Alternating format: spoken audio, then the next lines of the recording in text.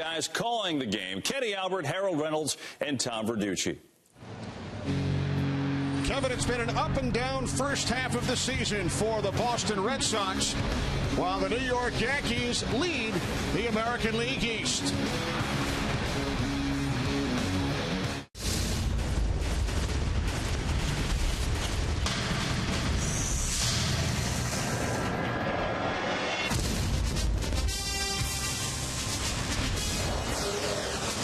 Degrees on a Saturday evening in Boston as we welcome you to Baseball Night in America from Fenway Park. It's the second of a three-game weekend series between two longtime rivals, the Boston Red Sox and the New York Yankees.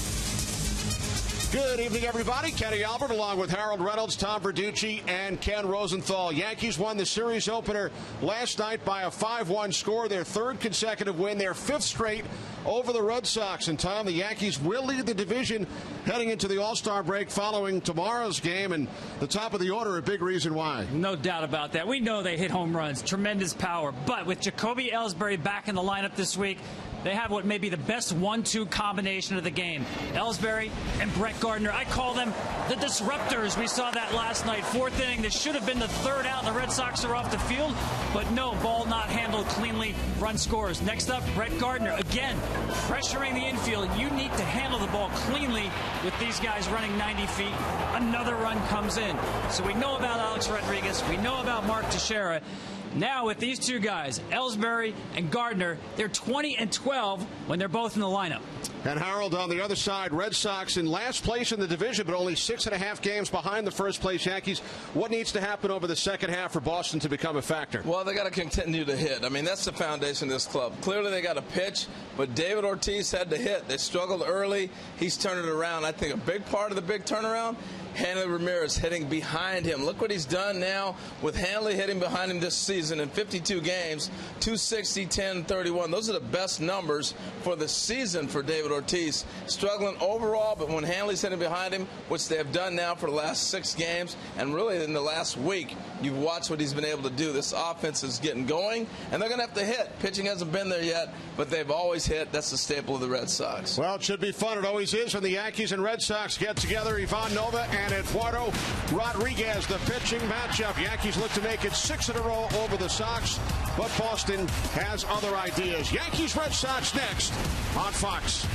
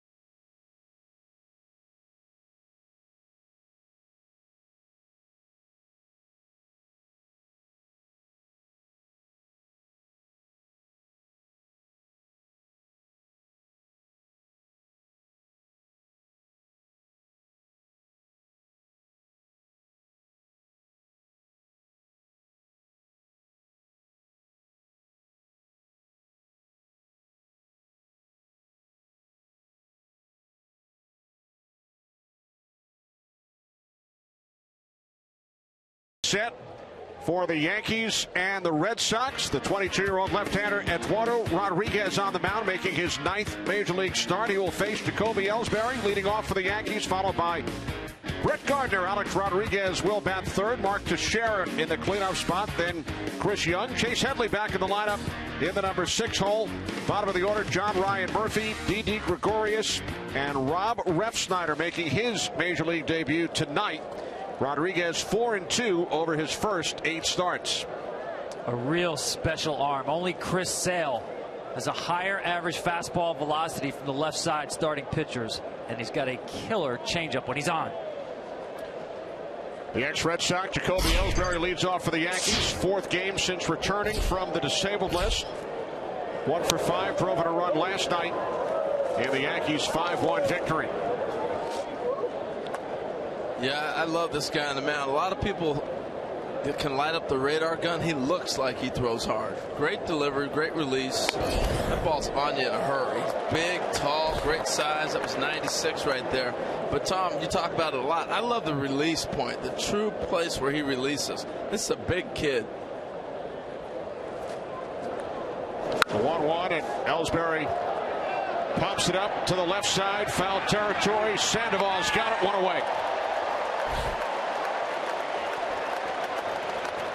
Red Sox made a couple of errors last night, leading to runs around the infield. Napoli. Holt making his 18th start at second base this season. Bogarts at short, Sandoval at third. From left to right of the outfield, Ramirez, Betts, and Diaz. The battery of Rodriguez and Hannigan. Hold it. That is all-star Brock Holt. Not just Holt anymore. The all-star, and well-deserved, I tell you. Really is. How about all-star Brett Gardner? Yes, indeed. You topped me with that one. Another well-deserved. Both headed to their first all-star game. As Gardner takes a called strike, 0-1. You guys didn't see that coming? Brock Holt and Brett Gardner representing Red Sox and Yankees in the All-Star game? Yeah, spring training, those are the 2 guys you picked. 2 great stories as well. Yankees also sending Mark Teixeira and Dellin Betances. Well, that's the difference maker right there, too. I'm back to the pitcher now. He went away on Gardner and busted him in. A lot of left-handers, they'll pitch to one lane, meaning he'll be into a lefty, away from a righty, or away from a lefty into a right-hander. He's able to go both sides of the plate. Now he's going back out again. You saw the sequence there from Hannigan calling for the fastball in, fastball up, and then fastball away. He will throw 68-70% fastballs, and again using all quadrants of the strike zone.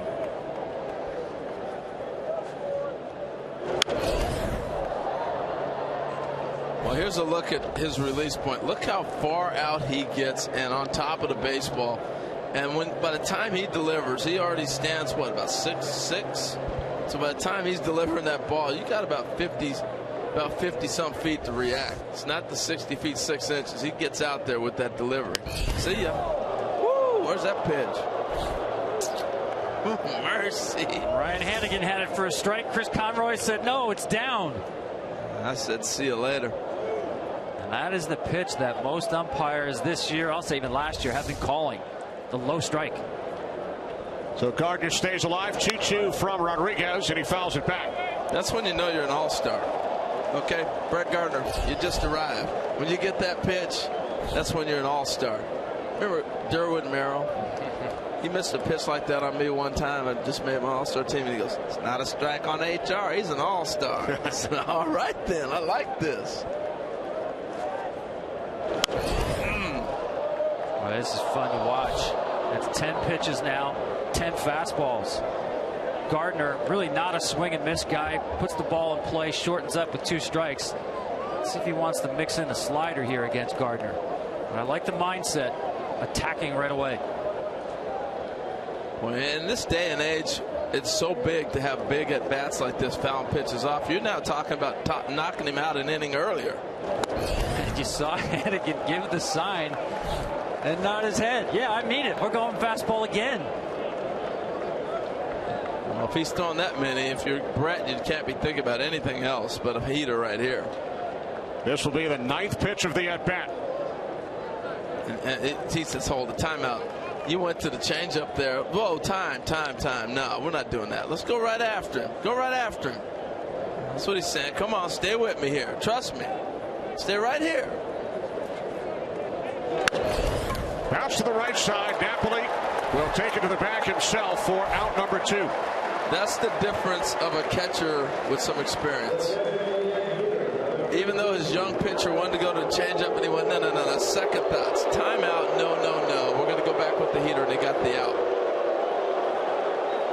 Well, now that's more accustomed to what Alex is used to hearing when he gets to the plate. Especially in this ballpark. Alex Rodriguez, who took Clay Buchholz deep in the first inning last night. His 17th home run of the season. Number 671 of his career. Well, your point about Ryan Hanigan, well taken, Harold. Red Sox 14-9 when he starts behind the plate. And the young catching, as much as they like it, just lacks the experience. Look at where Napoli plays Alex Rodriguez. You hit a ground ball to the left side. He's got to be on a dead sprint. It's almost the same distance for Alex to run from home to first as it is for him to run to first base. He's playing second base. Infield in. Tom, go ahead. You can work that telestrator and show us the distance. Look at that. That's unbelievable. Look at this. I mean, that's as far as you will ever see a first baseman off the bag. And of course, with Alex's speed, you can afford to do it. Well, he ain't thinking about running to first on that one. He's jogging. Second straight game, first inning home run at Fenway for A-Rod. Mercy. Tell you what else Alex does real well, Tom, and you know this from being around him. He watched Brett Gardner's at bat. You throw that many fastballs, what's he looking for? Well, this is a down and in slider to Rodriguez that he is just going to drop the bat head on. Started him out hard in. It's a pitch I'm sure that Rodriguez wanted to get off the plate. Instead, it was into the barrel. He started a new tradition, man. Home run. Here's the batting gloves, young man.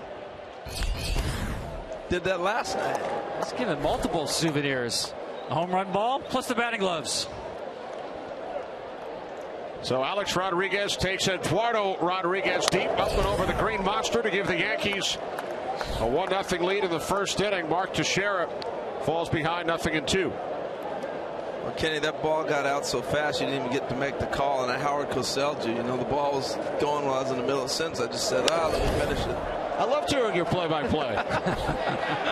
You might be up for an Emmy in another department next year. As Teixeira fouls out. Here it comes, Harold. Let's hear it again. You got it. This ball got out so quick. Look at A-Rod. He says, get up, ball. Get up, ball. Please get up. That was the only question. I'm going home. Yes.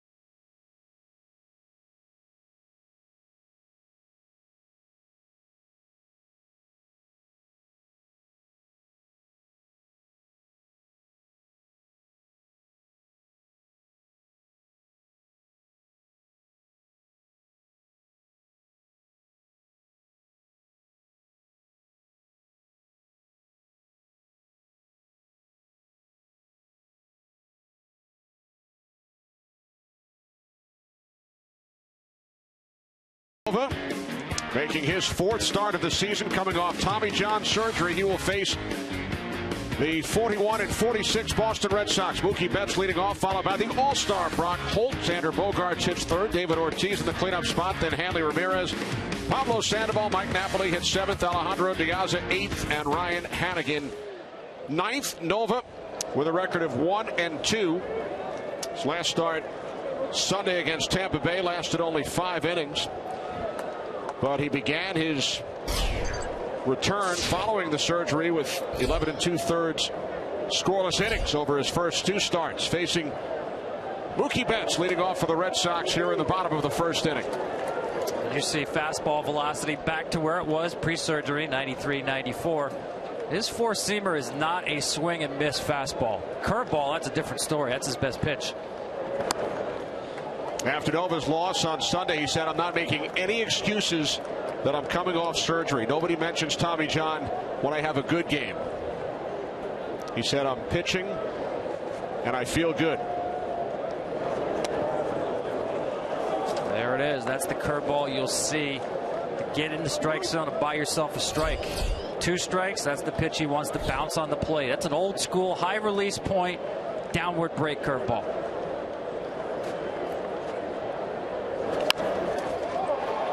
Gregorius across to Teixeira for out number 1. For the Yankees defensively behind Ivan Nova. Teixeira at first. Rob Refsnyder making his major league debut, the 11th Yankee to make his major league debut this season. Refsnyder at second, Gregorius at short. Headley is back after missing 3 games. Chase Headley at third, Gardner, Ellsbury, and Young from left to right. And the battery of Nova and Murphy. Well, you would think the 11th guy to make his major league debut this year with the Yankees, you would think they were probably last place in the division with a ton of injuries, right? Absolutely. I want to know, H, going back to your first game in the big leagues, what were you feeling like at this point, first inning out there at a big league field? You're nervous, you know, and you're anxious, but you're nervous. And the crazy thing is, you've seen guys before. So for me, my first major league game I didn't play in, we played the Yankees, and it was Ron Guidry pitching against us, and it was the Yankees guys we watched on TV. So he's playing in Fenway Park against the Red Sox. You know, don't tell me he hasn't seen this ballpark and seen the players on that roster. So those are the things you think about when you first get up. It's crazy. And then your first major league action was as a pinch runner. Yeah, I got the pinch run. There's his family right there. Get a good look at him. It's pretty cool. 24 years of age, grew up in Southern California. Holt down on strikes, 2 away. Now our keys to the game sponsored by the Lincoln Motor Company. Well, Kenny, I'm sure you know this is the 101st anniversary of Babe Ruth's debut in the big leagues right here at Fenway Park. So in that honor for the Yankees, Sultans of SWAT, yeah, they rely on the long ball. They've got 1 already today. For the Red Sox, a Bambino, that's the Babe Eduardo Rodriguez, 22 years old, needs to go deep into this game. So 101 years later, it's Rob Refsnyder making his major league debut at Fenway Park. By the way, the Babe pitched in that game. 19 years old, won his debut. 4-3, beat Cleveland. I think there were 16 hits in the game, 7 runs scored. The time of game, 1 hour, 33 minutes. It's a day off. Wow, he's not calling that pitch, huh? Now here's the difference in release points. Yeah, a little bit higher. And again, for a guy who relies on that big overhand curveball, that allows him to get on top of the baseball to spin it better.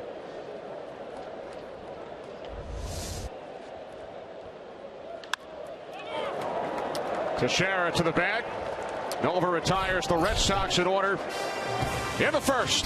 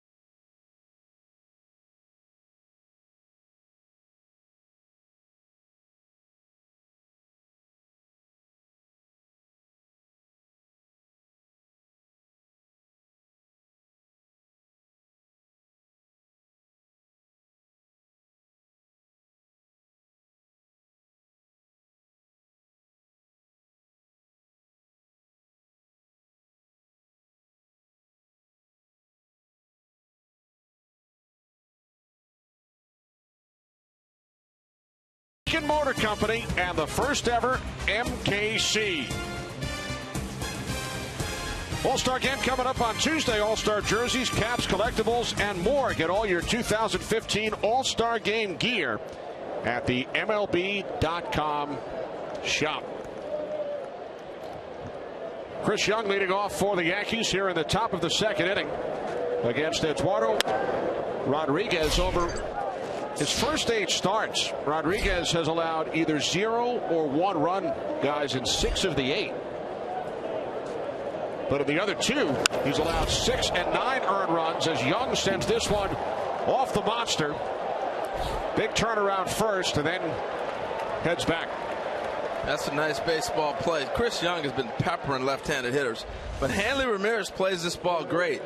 Watch him turn around, and immediately he's got the arm strength. He knows that, but look how he handles it. He almost handles it like a shortstop and making a pivot, and gets the ball back in. That was one of the better plays I've seen him make in left field all season right there. So the leadoff man out for the Yankees here in the second as Chase Headley steps in. Kenny, when I think about Hanley out in left field, it's like, look, play back. Any ball over your head, it's off the wall. Right. Anything in front of you, come get it. As an infielder, everything you're always taught in the infield is to go forward. Ground ball, attack it if it's a bad hop. Anything up in the air, you're going to go get it. You're going back, the outfielder takes it. So why all of a sudden put him in left and say, all right, figure it out, play in, and try to go back on balls? He's never done it his whole life. So that was, to me, was an example of how he should play left field. It's over your head, turn around and get it off the wall. If not, come get it. I just love the sound of the ball hitting that wall out there. Pitchers don't like it. What did it sound like, Harold, when you hit it off the wall? Well, mine didn't hit very often off that wall. Ding.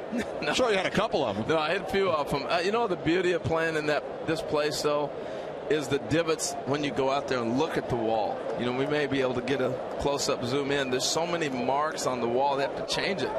From batting practice and everything else, the ball's denting the wall. Yeah, that's the first thing I did, H, when I came here back in 1985, opening day. Yankees were playing here, got out here early, went on the warning track, and I had never known that. And when I got close to the wall, as you're looking right here, it looks like the cover of a golf ball. Dimples galore. All those balls peppered off.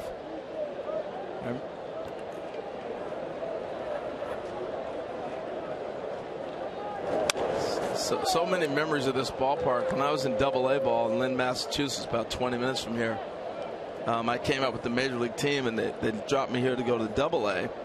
And the first time I'd ever been to Fenway Park, I walk out and Carl just screams he's taking extra BP. It was like, wow, that's yes. It's cool. It was so cool. He was peppering balls up that monster. How'd they get you out of here? Well, they said, see you later, son. It was really hard. I was dreaming to stick around, but no, I was trying to go start the AA season. And that's where I ended up. Well, we were told you did hit 11 doubles in this ballpark, so I'm sure at least 1 or 2 went off the monster. Yeah, they got, the thing about today, you could make up stories and lie a little bit in the past. Now they go get the numbers on you. So that's why I was like, maybe. Maybe a few.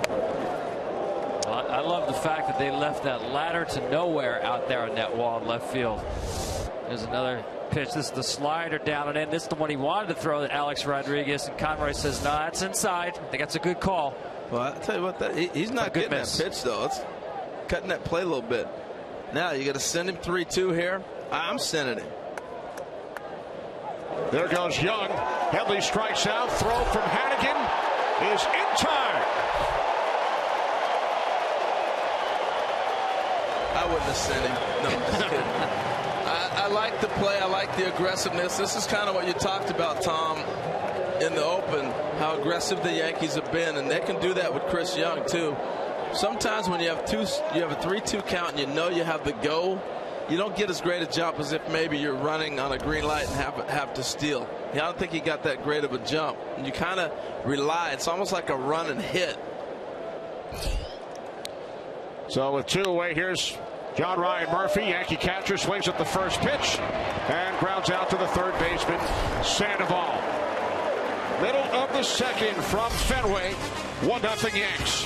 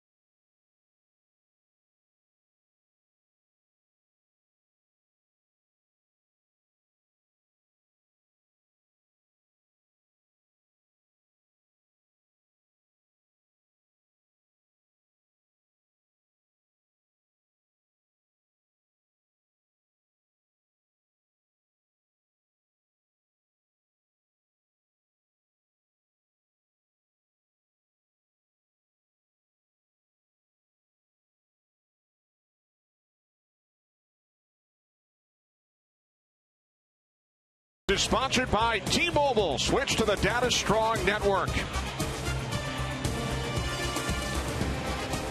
A look at Clay Buchholz, last night's Red Sox starter. Took himself out of the game after 3 1/3, placed on the disabled list earlier today with a flexor muscle issue. Obviously not good news for the Red Sox. No, not at all. And he was rolling too, Tom. He's throwing the ball pretty good. Yeah, still a question as to how long he will be out. They're happy, no structural damage, but could be 2 weeks, could be 4 weeks, just don't know. Too soon. David Ortiz sends this one into the left field corner. Ortiz headed for second, and he is in with a stand-up double. That to me has been the biggest difference in David Ortiz in the last month. He hit a ball like this in Toronto when they were on that road trip, and I went, uh-oh, look out, Big Papi's starting to go. And when he started working batting practice, the first thing he did today was driving balls. The other night, this week, he hit a ball over the monster, left field. If he's taking that pitch right there, that's telling you he's got confidence in the rest of that lineup to be able to drive him in as well. That's going to open the game up for him. Yeah, taking that two-seamer left field, and you see the hits by direction. You say, why are they pulling him or playing in the pull so much? That's just in the infield. He's not going to hit ground balls to the left side. Doubles to left, especially in this park, he can do that a lot. And his last 7 hits have been to either left or center field. So leadoff double for Ortiz. Now handing Ramirez to the right side. Ortiz holds at third. So the Red Sox with runners on the corners and nobody out here in the bottom of the second inning. Now that was pretty to watch. Really that was a piece of hitting. Knowing the defense has shifted over. You want to hit the ball to the right side anyway. Look at this. This is a 2-strike approach by Hanley. Inside the baseball. He's not thinking pull at all. And you see the room on the right side. Take what they give you. They're playing baseball. You know, and if you're going to score runs, your whole lineup's going to do it. But this is the confidence you have when the other guys start swinging the bat. They're starting to swing the bat here in Boston. And now you move the chain. You're not having to try to feel like you got to do everything. And that means doing everything with a home run. So runners on the corners, nobody out for Sandoval. First pitch, he pops it up. Shallow center, the shortstop, Gregorius, makes the play for out number 1.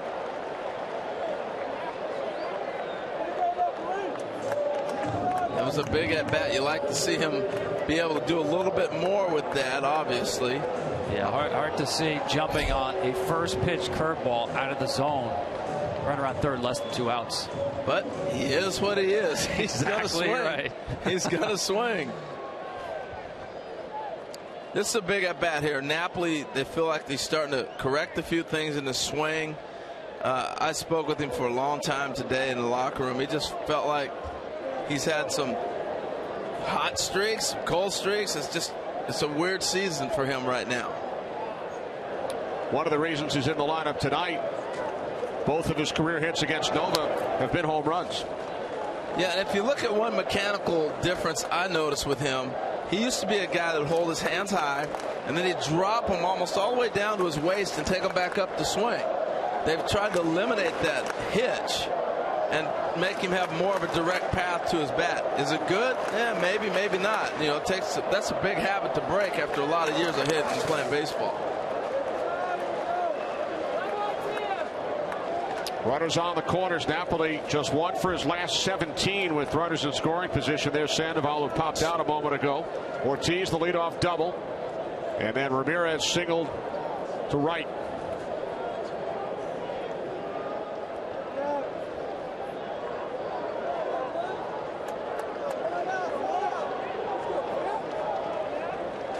The 2-0 from Nova.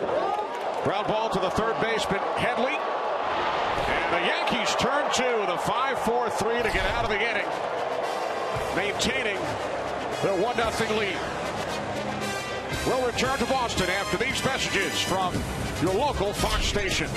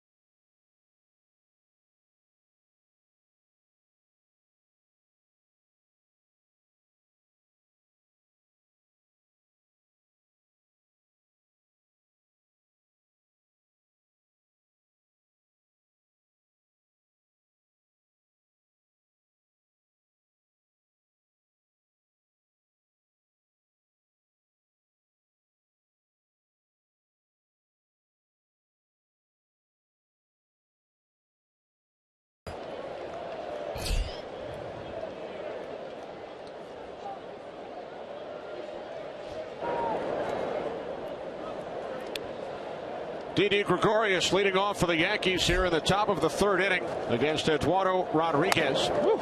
Yankees with a 1-0 lead on a first inning home run off the bat of Alex Rodriguez. Yankees continue to lead the major leagues in first inning runs scored. They now have 78 as Gregorius fouls it back 1-1. Well, to me, Tom, watching Didi as we look at the young man getting ready for his first big league at bat on the on-deck circle, that's a cool moment right there. Dialing in, getting ready. I like the fact he's facing a left-hander. Gets to be comfortable with that. But the point I was going to say about Didi Gregorius is you're seeing him play every day now against left-handers and everything else. I think it's the first time in his career where he's really played every day. You're not platooning him. You're not getting days off. You're playing every day. Well, in Arizona, he was the everyday shortstop. Really lost the job to Chris Owings. Made himself available through trade by the Yankees to replace a guy named Derek Jeter. But really has improved the more he's played this year. 2-2 from Rodriguez. And a base hit into left field off the bat of Gregorius. Leadoff man on for the Yankees for the second straight inning. It's another nice play by Hanley Ramirez out there in left field. Cutting that ball off. Rob Refsnyder. First major league at bat. He was born in Seoul, South Korea. He was named Kim Jung-tae. Adopted at 5 months old by a family from Southern California. There they are. His parents, Clint and Jane, on hand tonight, along with other family members. Went on to play at the University of Arizona, and he was named the most outstanding player in the College World Series in 2012. Fifth-round draft pick by the Yankees. Nice job turning the double play to end the last half inning. It's quite a story. Start thinking about that. I mean, just when you adopt a kid, you have no idea what they're going to turn out to be. You know, you're doing this to give somebody an opportunity to have a better life and a better opportunity. And for him to fall in love with baseball, you don't know he's going to be a major league ball player. That's not the reason you adopt him. Oh, I'm going to adopt a major leaguer. You know, that doesn't happen. That's just really a cool moment. Here's Holt with the toss to Bogarts.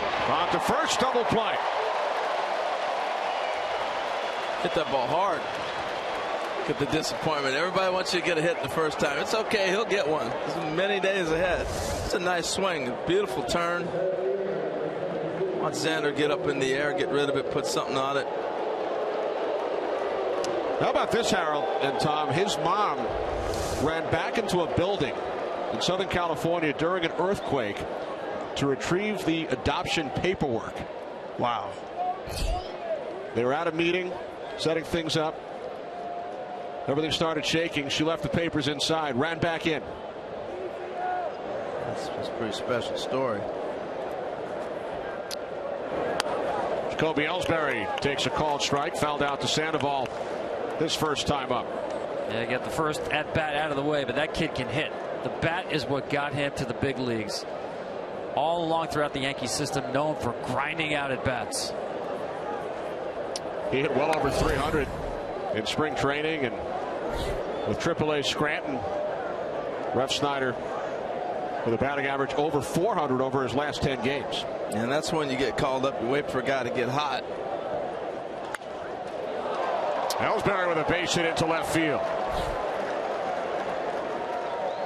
Well, I love the fact Rodriguez is just around the plate. He's aggressive. He comes after you. It reminds you of David Price. Basically, here's my 95-96. Let me challenge you and see what you can do with it. And he moves it in and out. Seeing some balls hit hard, seeing some aggressive swings. But it's an aggressive game being played. Good pace.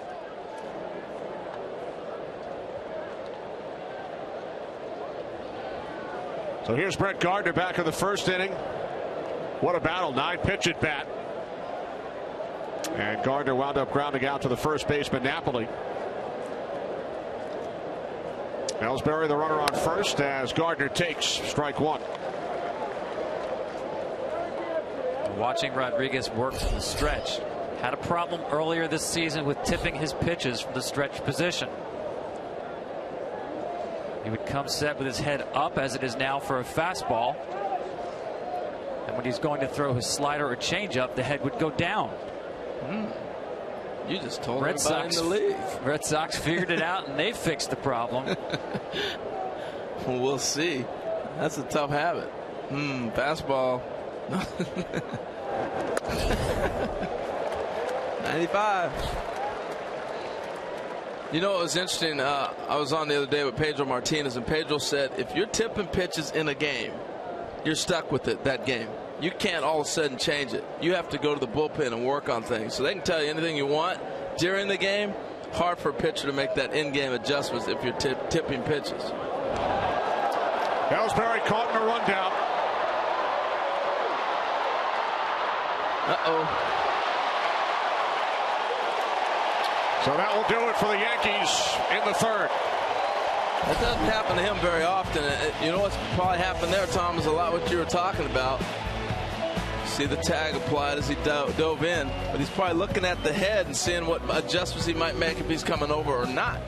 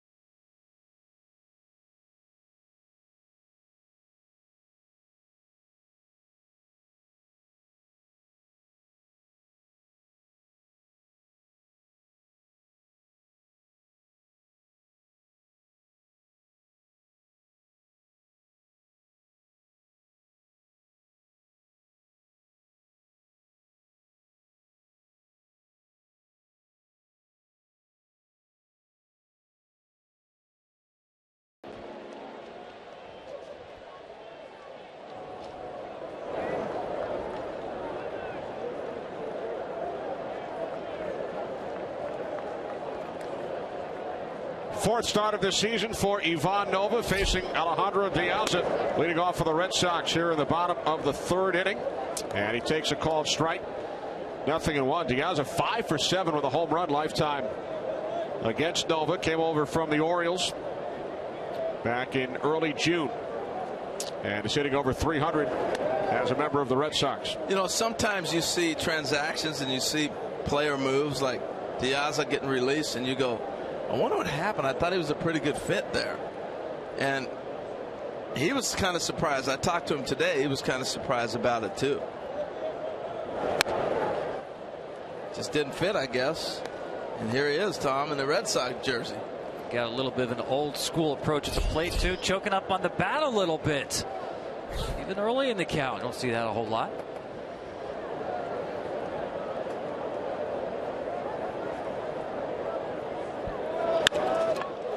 Up the middle, base hit center field.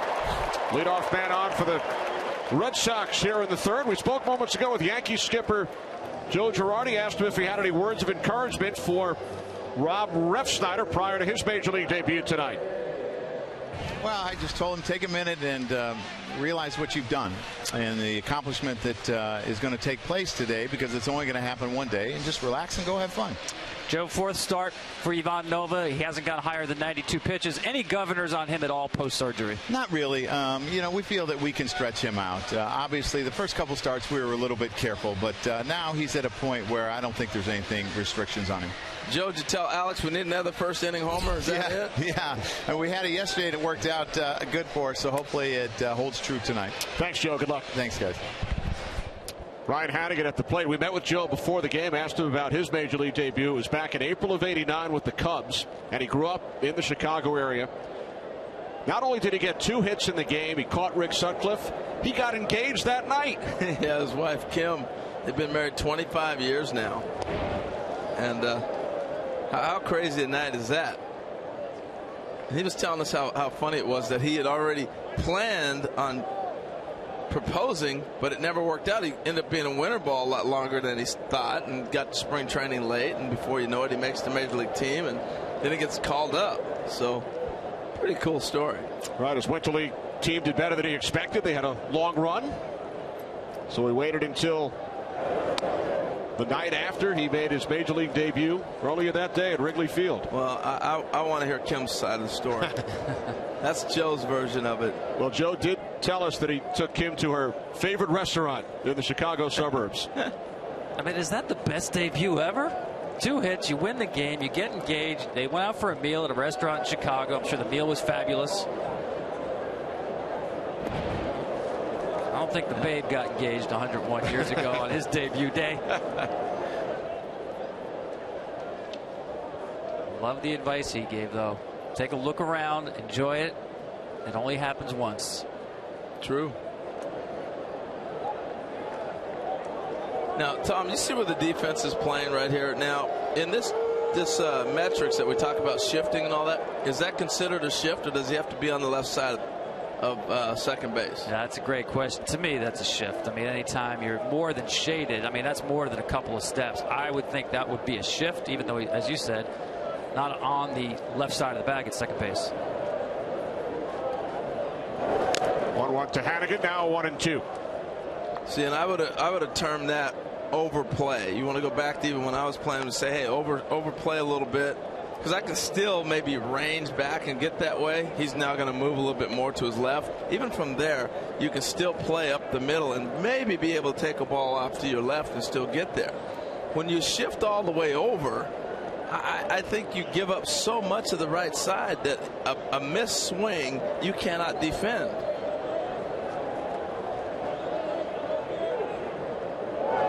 Diaz goes. The throw from Murphy is off the mark. And now Diaz on his way to third.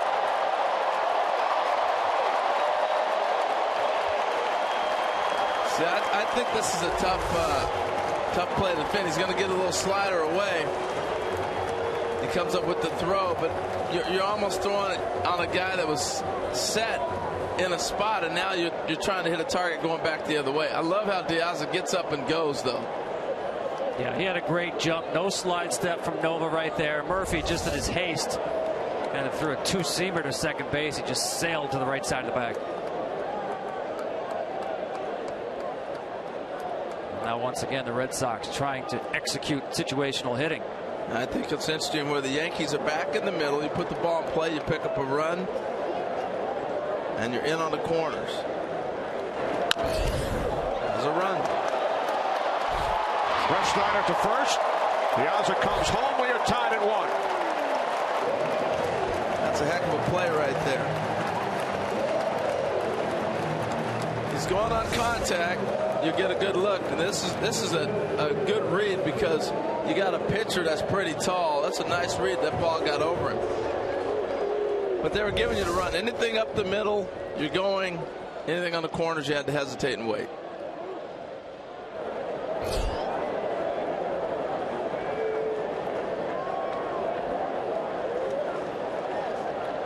So now Mookie Betts grounded out to short his first time up. You know, last week we were in Los Angeles and talked about Jock Peterson's batting practice and how the thunder he had. I was so impressed watching Mookie Betts take batting practice today.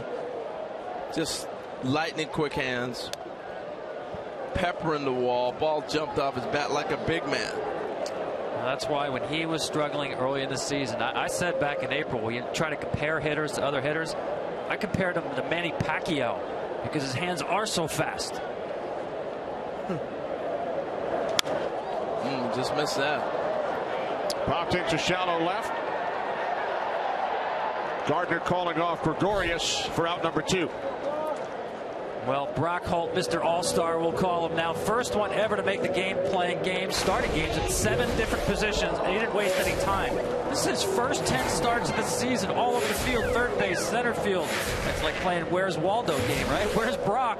Today he's at third, tomorrow he's at shortstop. Actually, 2 games in a row at the same position. That's rare. Back in the outfield and back in the other corner outfielder. Versatility, not just able to play anywhere, but produce at the plate. Well, Ned Yost, the American League manager, on Tuesday night, he said super utility guys should be celebrated. Absolutely, they should. I actually think there should be a position, and I think they should have their own Gold Glove, too. Well, Harold, especially in this day and age where people want to carry 7-man bullpens, you have a shortened bench. The versatility of the bench player, or utility player, super utility guy, excuse me, I don't want to shortchange him, becomes even more valuable.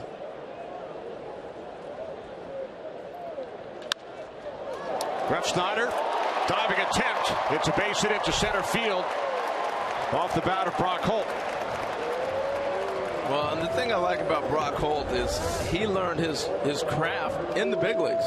You know, we were doing a game last year in Detroit when he got put in the outfield for the first time, and he learned it in the major leagues. So that's very unique. And most guys are trying to figure all that out in the minor leagues, and hopefully by the time you get to the big leagues, you've mastered a few of those positions. But to throw a guy in the outfield, and I think he played center that day, was really impressive. Here's the other all-star for the Red Sox, Xander Bogaerts. Well, he was on the ballot. He almost made it. He almost did. Part of the final vote in the American League. Finished 4th. Although did receive great support on the online voting. Tom, enlighten me about this last vote. How'd that work? Get the vote how many times? Well, you can vote. There were no restrictions. Get out the vote early and often. They have about 111 million total votes for the final votes in each league. Amazing.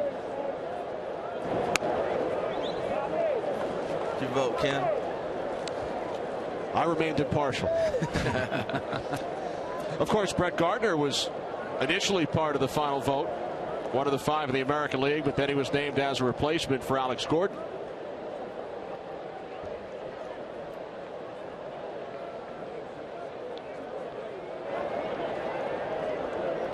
No one to Bogaerts. Nova missing low and away as we head downstairs to Ken Rosenthal. Ken? Yes, guys, 2 new All-Stars today. Brian Dozier, the Minnesota Twins, replacing Jose Bautista, who has a sore shoulder. And Troy Tulowitzki, this was just announced by his manager, Walt Weiss, will replace Dee Gordon, who suffered a dislocated left thumb today.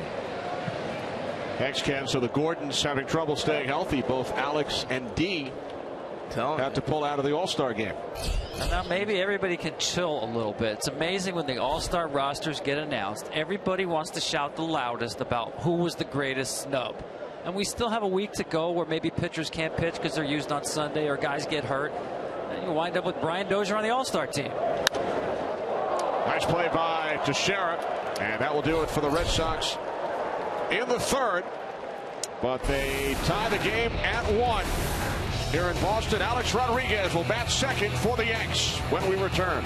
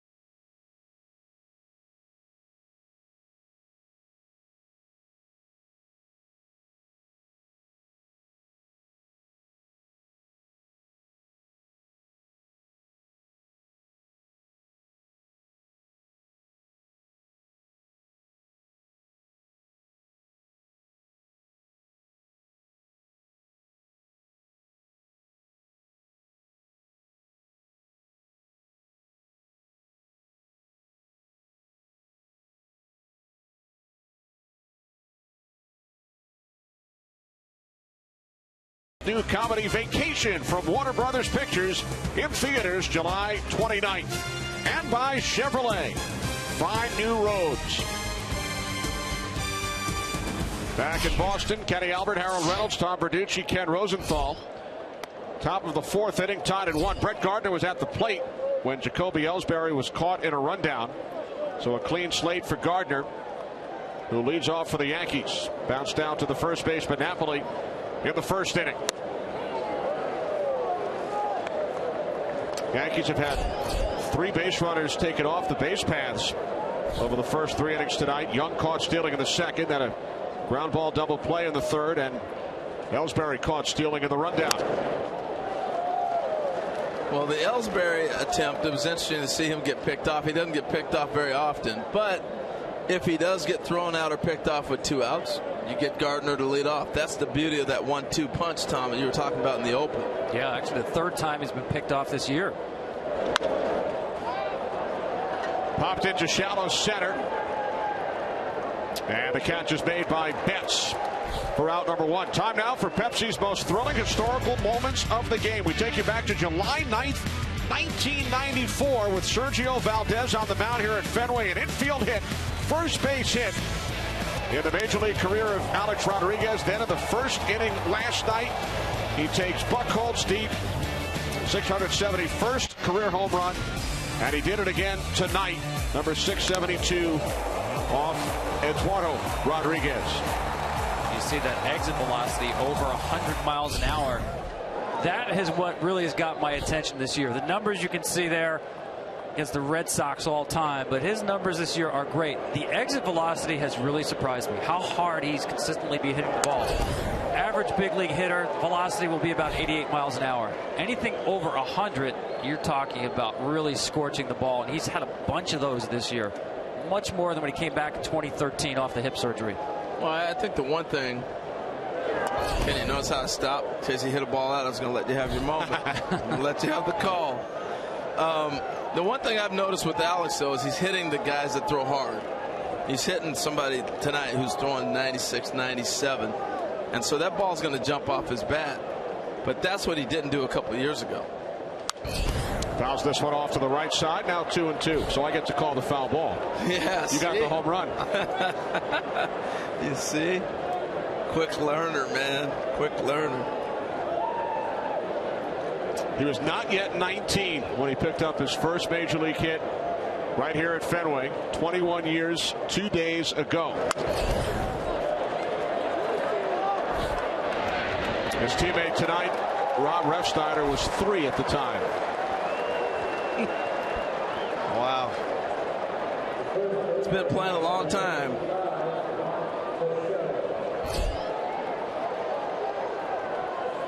As much as we've talked about Alex Rodriguez, the big surprise may be Mark Teixeira as well. The numbers he's been able to put up the first half, the RBIs are incredible. Heading to his 3rd All-Star game, first since 2009. Leads the American League with those 62 runs batted in, you mentioned.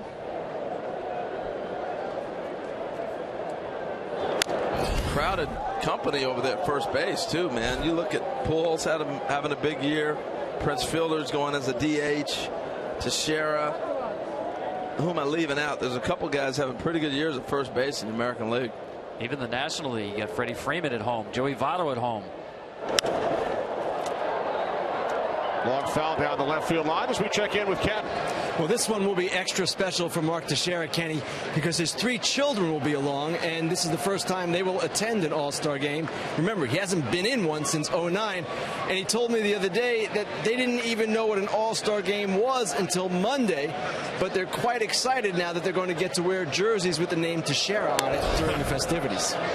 That's great, Ken. And how about Brett Gardner? When he received his All-Star jersey on Thursday, he said it's the first time he's ever had a jersey with his name on it.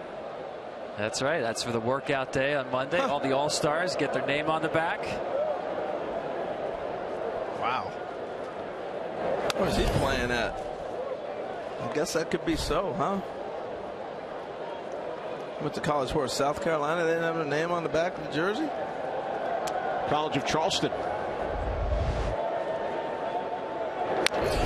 course, has only played in the Yankee organization. No names on the back. Right. Because the name in the front is more important than the name in the back. Except for every jersey you buy in the shop. Right. It's got everybody's name on the back. Look out. No names on the back on either side, Yankees or Red Sox, except, as Harold astutely pointed out, when you buy it in the store or online.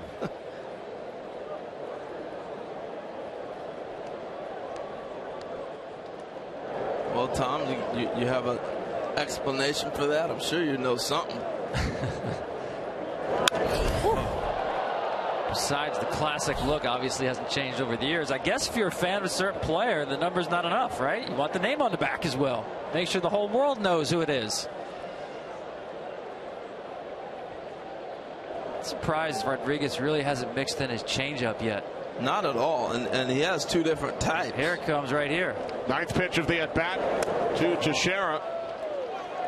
It is ball 4, says the first base umpire, Angel Hernandez. Yeah, here's the pitch. Now watch the action on this changeup. It's going to go straight down. He's got two different changeups. Teixeira is a guy who will swing up on the baseball. Rodriguez reads those swings, and if he's got a guy who swings up on the ball like Teixeira, he's going to throw his changeup with downward movement. If someone with more of a line drive stroke, what he's going to do is run the ball away from a right-handed hitter. Amazing that A, he can do that at 22, and B, he's so good at reading swings to determine which changeup he's going to throw. Here's Chris Young, singled and then was caught stealing his first time up. Yeah, but I think it's interesting that he hasn't thrown that changeup to get a feel for it tonight. What's that, 2 or 3 he's thrown tonight? Really? Yeah, it looked like classic pattern. Established fastball first time around. Start mixing in the secondary stuff as you get into the middle innings.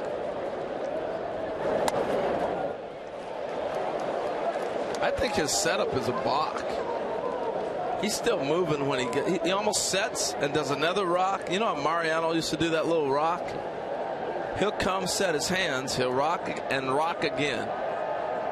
Right there, set again. That's a balk. How's that not?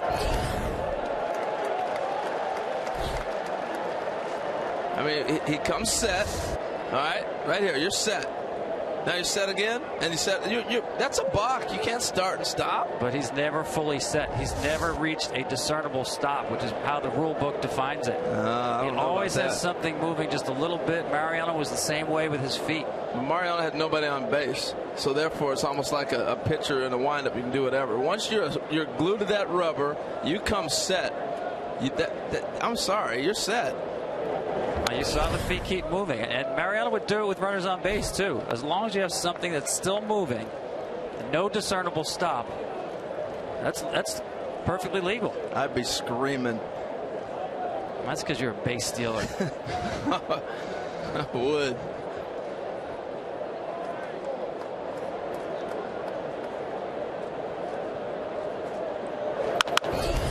Slow roller to the right side. Holt had to come a long way, but he's used to playing everywhere on the field, so it's not a problem. David Ortiz leading off for the Red Sox when we return.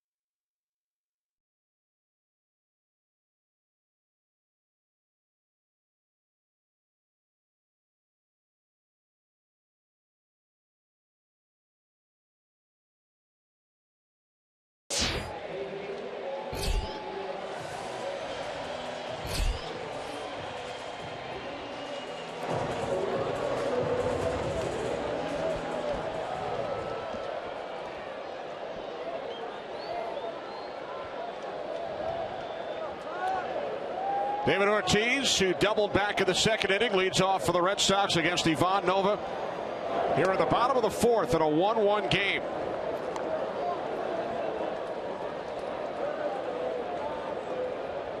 Ortiz, a 9-time All-Star. He'll be followed by Ramirez and Sandoval. Red Sox scored their run of the third after the A-Rod homer in the first. So body language will tell you so much. And watching David from the last time we had a Red Sox game, probably about 4 weeks ago, to now, he's got that swagger back. You know, just that poppy flow of I know I'm good, I know I'm the man. You can see it just oozing off him. Check that. That's how good he's seeing the baseball. Yeah. Saw something on that he didn't like.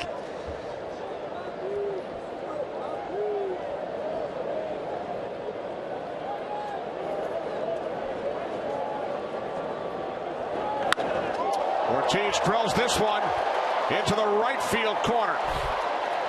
Second hit of the game for David Ortiz. Well, tomorrow it's the 2015 Sirius XM All-Star Futures Game on MLB Network. Then Monday it's the Gillette Home Run Derby presented by Head & Shoulders on ESPN. Tuesday it's the All-Star Red Carpet Show presented by Chevrolet on MLB Network, leading up to the Midsummer Classic at 7 Eastern right here on Fox. Well, it's going to be fun. Cincinnati's going to put on quite a show. I tell you what, he's feeling it, Big Papi, and so is this guy right here, Tom. Hanley is swinging it again. You see him start with the breaking ball. You know, I told you at the top with Nova, he does not have a swing and miss fastball. So far in this game, he just has one swing and miss. That was on a breaking ball to Brock Holt. Last time out, 81 pitches, only 4 swings and misses. Difference in velocity between Nova and Rodriguez, only a tick or two. Big difference in swing and miss stuff. Ramirez swings and drills this one to deep right center into the bullpen. Home run, Hanley Ramirez. 3-1 Red Sox, his 19th of the season.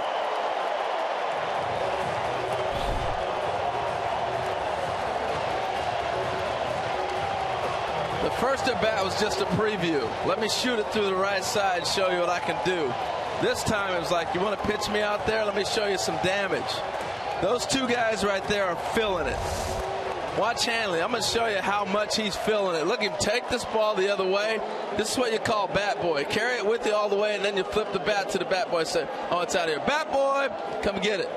I mean, that is some kind of stroke right there to go opposite field. Look at the 107 miles an hour exit velocity. Alex Rodriguez's bullet to left was 101. That's how hard he hit that ball.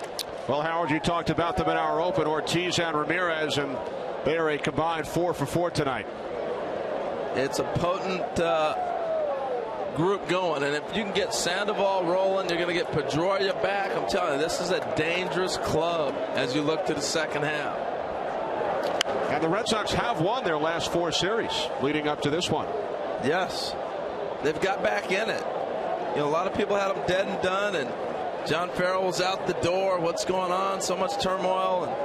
And Tom, they still can make the deals coming up in July as well. Sandoval pops it up. Gregorius in shallow center, 1 away. They still have the farm system. They still have the financial resources to take on any player you want if you want to pick up a contract. And they can do a lot of things. Very critical next 3 weeks coming up for the Boston Red Sox. The health of Clay Buchholz. That and how well they play in these next 2 weeks, I think, will determine how high they shoot in terms of going out and getting another pitcher. Here's Mike Napoli, who grounded into a double play back in the second inning.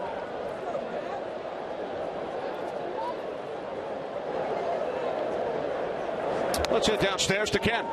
Tom is exactly right. They are looking, the Red Sox are, at a wide range of possibilities, starting and relief. Obviously, if they're in the race, then it becomes more tolerable to take on a short-term rental and pay a high price for someone like a Johnny Cueto. If not, then they look at longer-term options. Napoli thrown out by Headley for out number 2. Well, Ken, I'm just curious, Ken, as they start looking at different things, will finances play a part of that too? I don't expect finances to be a problem for the Red Sox, Harold. And one thing about them, the one advantage they have here is they are rich in prospects and they are rich in a financial sense. So, as you said, they can take contracts, they can trade prospects. They have a range of options, but again, if they're not in contention in a way in which they can realistically see a division title, they can't go big on a short-term guy. Yeah, really fascinating juncture for the Red Sox, with Rodriguez in the rotation. Now Brian Johnson, young left-handed pitcher, added to the club now with Buchholz on the DL. He might also be in the rotation on the other side of the All-Star break. Right now the Red Sox sit dead last in the league in ERA. Nova to first. To retire Diaz. But the Red Sox take the lead. 2-run shot off the bat of Hanley Ramirez. 3-1 Boston through 4.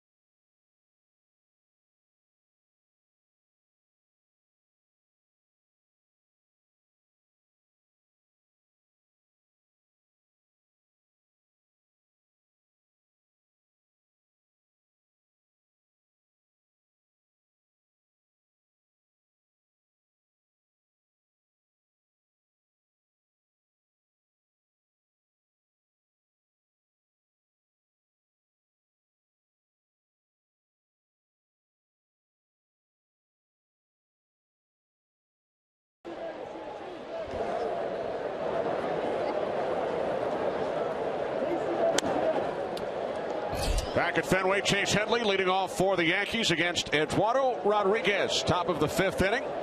Red Sox with a 3-1 lead. Headley struck out back in the 2nd inning, making his return after missing the last 3 games with a sore right calf. Isn't it pleasant watching this guy pitch? Wow, he's aggressive. Little bloop, and a nice catch made by Napoli for out number 1. We spoke moments ago with Red Sox skipper John Farrell, and we asked John for an update on Clay Buchholz. Well, the MRI today confirmed that he's got a strain of the flexor muscle. The good news is that the ligament is clean. There was no changes to that, so he's going to go through a little bit of a shutdown period here before he starts putting the ball back in his hand. And I think by the end of the day tomorrow we'll have a better read on how long that shutdown period will be. Well, you have Ryan Hannigan back. Tell us what he means to have behind the plate.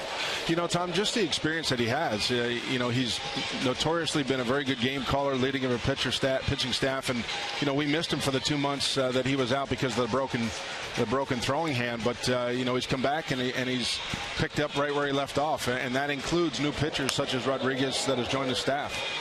Hey, if I'm a Red Sox fan, I'm watching your roster, and I'm wondering, where's Pedroia? When's he coming back? Where's he going to play? What's going on? I know he'll play second, but I tell you what, your guy at second right now, the All-Star's doing a great job. What are you going to do with him? Well, you know, the great thing about Brock Holt is his versatility. He can spell guys, giving him a day off, but he's not your typical utility guy. We try to get him in a minimum of 5 days a week, and we can move him around to 7 different positions. But PD's coming along really well. Good intensity to his running today, and we're targeting when we open up after the break out in Anaheim. Thanks, John. Good luck. Okay, guys.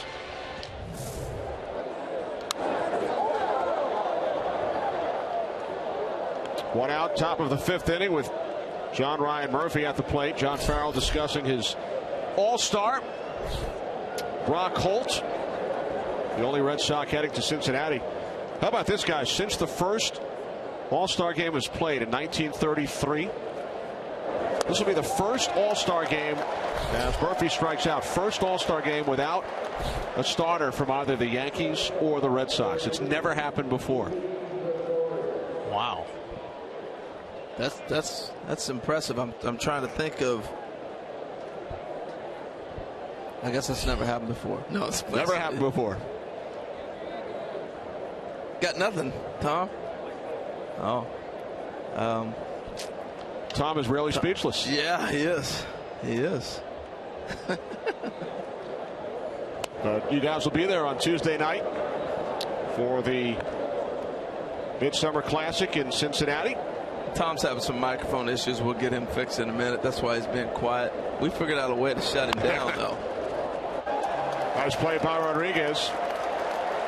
All right, I'll plug it back in, Tom. You can talk next half inning. You told me it was a little crowded in here, Harold. No, I'm telling you. What'd you do to Tom? I pulled the plug.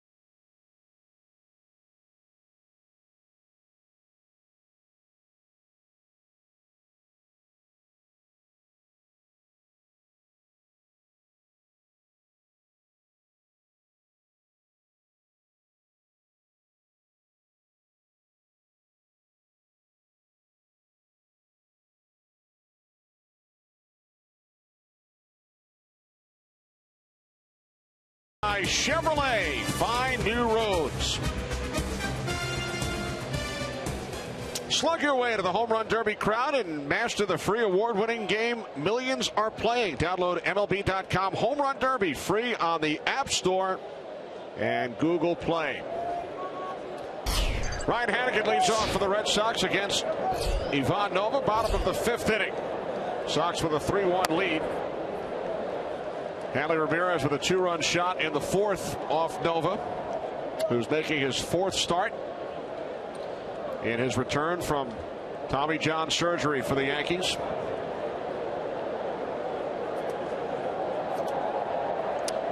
Nova was a Yankee fan, guys, as a youngster. His dad was a Yankee fan as well. The Red Sox invited Nova to their Dominican Academy He was 17 years of age. They offered him a contract, but he declined the offer from the Red Sox because he and his dad were such big Yankee fans. It's amazing. And on the flip side, Alexi Ogando, who is now with the Red Sox, signed as a free agent this winter. Same thing for him coming through. He ended up with the Rangers, but he was a Red Sox fan. So this winter, when he was a free agent, he wanted to play for Boston because he grew up watching Pedro. The impact that those runs that the Yankees and Red Sox had through the years on this next generation of players has been incredible. Ground ball to the shortstop, Gregorius. Hannigan is retired. I'm back, by the way. I was wondering why you had a pair of scissors in the press box already to cut my cord. I'm sorry, man. I thought you went for an early flight to Cincinnati. But no, it's a good point you make about the kind of impact the major league success of the Yankees and Red Sox had, especially in the Dominican Republic. I remember going there about 1999, 2000. I couldn't believe how many Red Sox hats I saw. Yeah. And all in homage to Pedro. Do they have names on the back of their jerseys? No. Mookie Betts 0 for 2 tonight.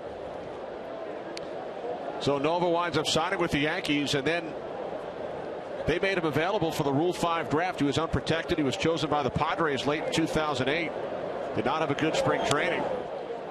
And the Yankees took him back, and the rest is history. Won 16 games as a rookie back in 2011. Career record of 41 and 24. What were they looking at to let him almost be gone from the organization? Wow. Well, you think back to the expansion draft in the early 90s as Betts drives this one to the wall in left center, and he's in with a stand-up double. Yankees left Mariano Rivera unprotected, although he was coming off an injury. A little bit of a different story. I guess you got to take a gamble every now and then. Sometimes it works out for you the other way. Mookie Betts, this ball's going down and away. He shoots it into the gap in left center field. Just loads of talent.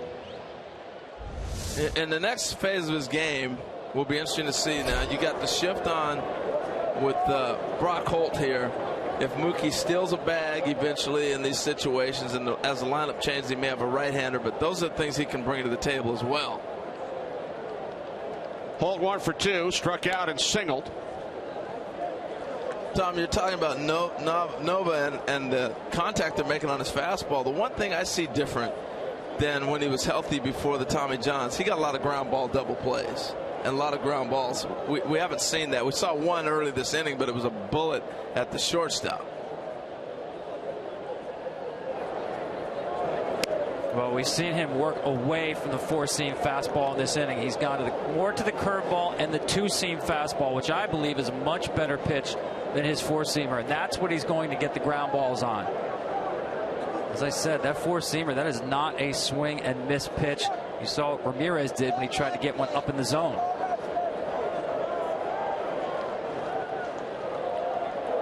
The 1-1, and it's fouled off to the left side. Now 1-2 on All-Star Brock Holt. And that foul ball, and you see a ball, and you track it to the stands here. What a great place to watch a game.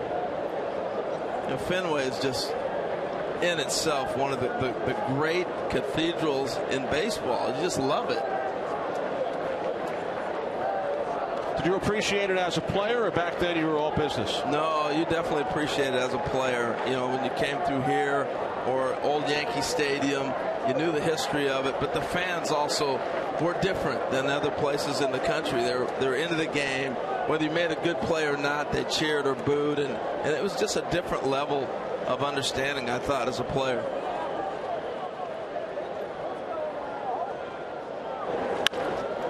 Ground ball to the right side. Refsnyder to first. Betts moves to third. Now 2 away. I love his footwork. He's got great feet. Refsnyder, the 2 ground balls I've watched him field. Watch the footwork here. This tells you how athletic a guy is. And I know it's a simple setup and throw, but I see a lot of guys in the big leagues that look awkward fielding the ground ball. This, he picks, looks at the runner, sets up. Everything's nice and easy, composed, right to his target. But the footwork is quick and it's flawless. He was an outfielder in college, and Joe Girardi talked to us about the adjustment that he has made as a second baseman. Well, he should be able. First pitch, Bogarts flies out to Young and right. So Betts stranded on third. 5 innings in the books. A-Rod a home run and a handoff to a Yankee fan of the first row. Then Hanley Ramirez answered with a 2-run shot.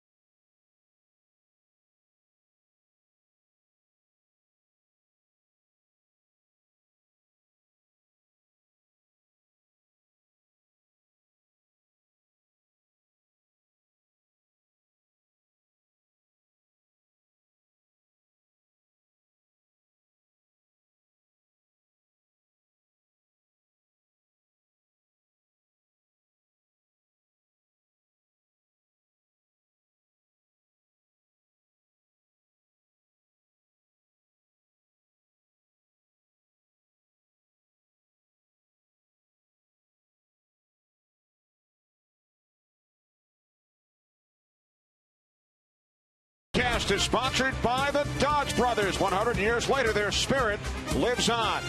And by Geico, 15 minutes could save you 15% or more on car insurance. Rob Refsnyder leading off for the Yankees here in the top of the 6th inning against Eduardo Rodriguez in his first major league at bat. In the 3rd, Refsnyder grounded into a 4-6-3 double play. In his second at bat, a diving catch is made by Diaz in right.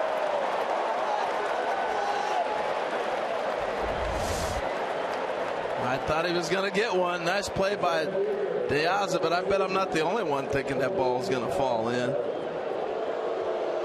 Let's watch the family's reaction. Get down, ball. Get down. There it is. Oh.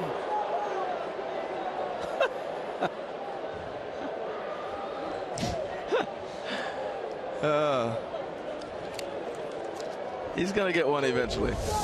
2 good swings.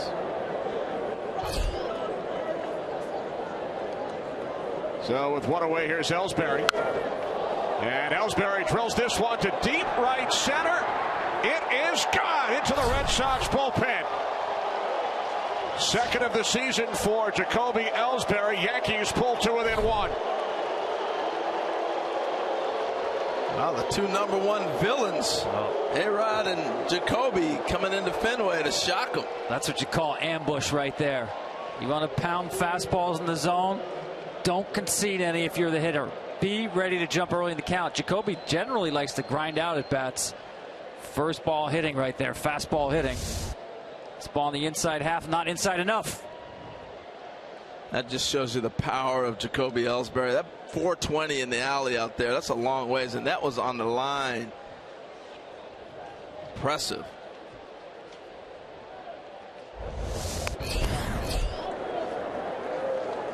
Here's what I like about Brett Gardner's game. All right, we see the 10 home runs, the 41 RBIs, but look where Pablo Sandoval has to play him. Still has to play him in. And respect the fact he'll drop a bunt and run on you. This is a complete game he plays. I love it. Gardner flies out to Betts in center for out number 2. Seeing some balls hit hard, Tom, from both sides. But I do still like the aggressive approach from Rodriguez. Harold, I have not seen him walk around the rubber in between pitches once tonight. For Jacoby Ellsbury, guys, his first home run here at Fenway as a visiting player, as a member of the Yankees. And now Alex Rodriguez, who homered back in the first inning. Career home run number 672, and the third of his career against a pitcher named Rodriguez. How about that? He went deep off Nerio Rodriguez of the Blue Jays in '98, Wandy of the Astros in 2008, and Eduardo Rodriguez here tonight. You are a wealth of information, my friend. With an assist from our statistician Marty Aronoff. Good job, Marty. Cool. Ouch. Tell you what, Tom, you're talking about the pace, and Hannigan to me is a big difference. We've done a few Red Sox games, and you watch him play quite a bit. When Blake Swihart's back there, he's trying to figure it out as well as everybody else. I think just the fact that you got an experienced catcher down there, he's saying this is the pitch, throw it. And even back to the at-bat when he got the ground out with the 3-2 count, it just quickens the pace. Well, ever since the slider for the home run, they have stayed hard against Alex Rodriguez. Need to soften up at some point. Basically using that fastball in and out, in and out. Everything has been hard to Alex Rodriguez. And the only two Yankees who have been past first base tonight have hit home runs. Rodriguez in the first, Ellsbury here in the sixth.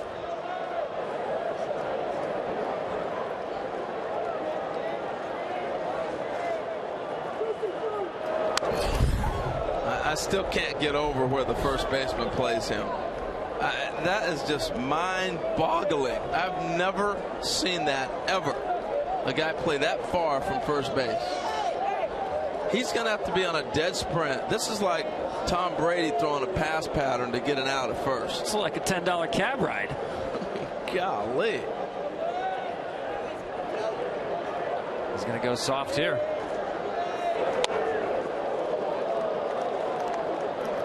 See, A-Rod gets in this pose right here. I call it the dig me pose. He's feeling pretty good about himself.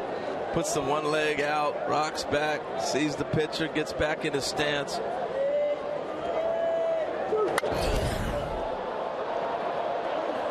Down the right field line, foul. Yeah, I really like what Ryan Hannigan is doing, calling the pitches. He doesn't just put down a sign.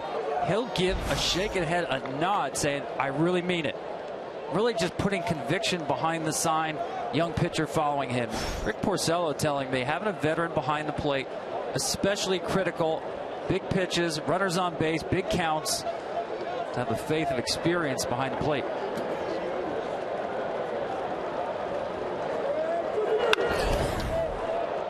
Watch, this will be interesting. Napoli made it to the bag, Harold. I mean, he was on a dead sprint with the ball behind him. He knew it was going to be tough. Find the bag, turn around. Make sure you tip your cabbie. He's exhausted. Ellsbury goes deep. 3-2 game.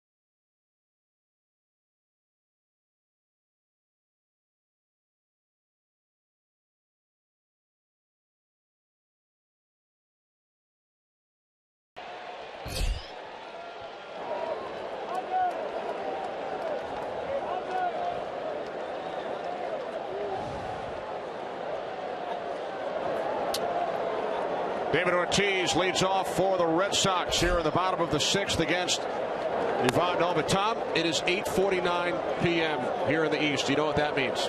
Of course I do. What? We have hit the 1 hour 33-minute mark in this game. And that was Babe Ruth's mark, right? 101 years ago today. That game ended in 1 hour 33 minutes. See, but if we win a 7-inning game, we might be close, but not going to happen. We're only 6th. Not bad. Bottom of the 6th. Yeah. No, good pace. I like the way both pitchers are going after it. Not sure how many commercials they had back then in 1914. Excellent point. More advertisements on the outfield wall in 1914 than tonight. Now, I think this is where Ivan Nova's got to be careful again. Ortiz swinging the bat great. Even 3-0. You got Hanley Ramirez already hit a homer off him. And this is the first time Nova's gone to a 3-ball count tonight.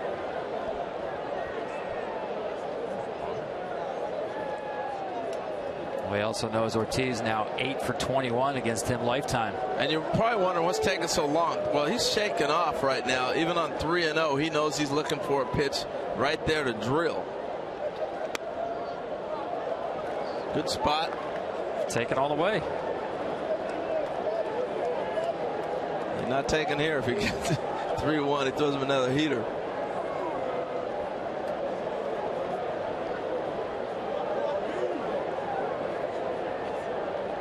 Here's the 3-1 from Nova. Left field. And the catch is made up against the wall by Gardner.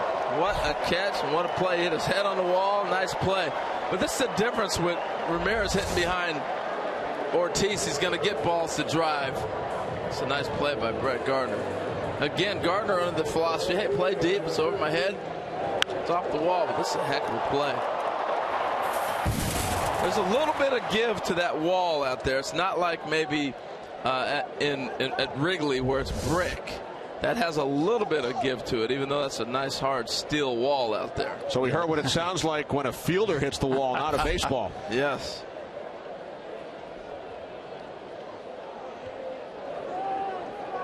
And the Ramirez 2 for 2. 2-run home run his last time up. Well, I want to take you back to the last out with Alex Rodriguez. Remember where the first baseman Napoli was playing? I could not wait. I was so happy to see this ball hit right here. I wanted to see it a challenge. He had to sprint with his back to the fielder, look to the bag, get back and find it. That becomes a very difficult play because of the position he was in, but he was able to pull it off. The wide receiver perhaps in Napoli's future? Yeah, maybe. Tight end. I'll go that route. He's a little big, be a wide receiver. Or tackle eligible. Yeah, that's even better. There you go. Yeah, that does take some discipline as a first baseman, because you can't take any false steps to your right because you've already gone as far as you possibly can go and still get back to the bag. Great point, Tom. I love the word discipline on that because you're right. If he takes any kind of false step, that batter's safe. It's all predicated on the speed of Alex Rodriguez to first base. Faster runner, obviously, you can't get that far off the bag. You guys looked at the year Hanley Ramirez is putting together? You know, with all the injuries and the time he's missed a little bit. He had the shoulder injury when he's starting to get hot early in the season. He's still throwing up 15 homers, 45 RBIs. I mean, he was on a tear when he, what was it? Were we here when he, yes, he crashed his shoulder into the wall. Remember that? 19 homers. Number 19 tonight. Yes. But this time Nova wins the battle 2 away as we head for a game break. To Los Angeles, Kevin Burkhardt. Kevin.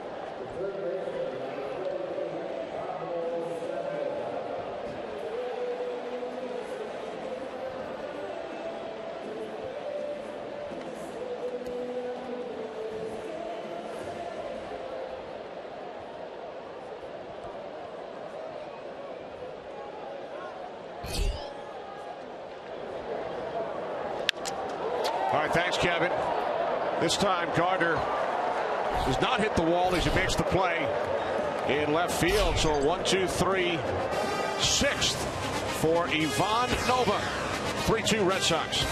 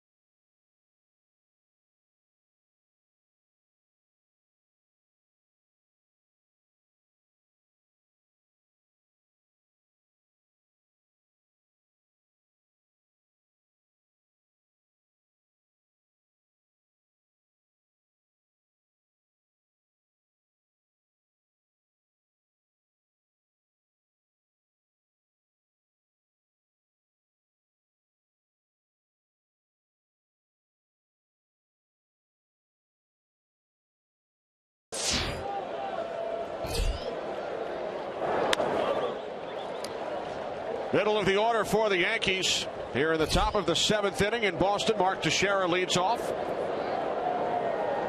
Junichi Tozawa up in the Red Sox pen. Teixeira popped out of the first, walked in the 4th.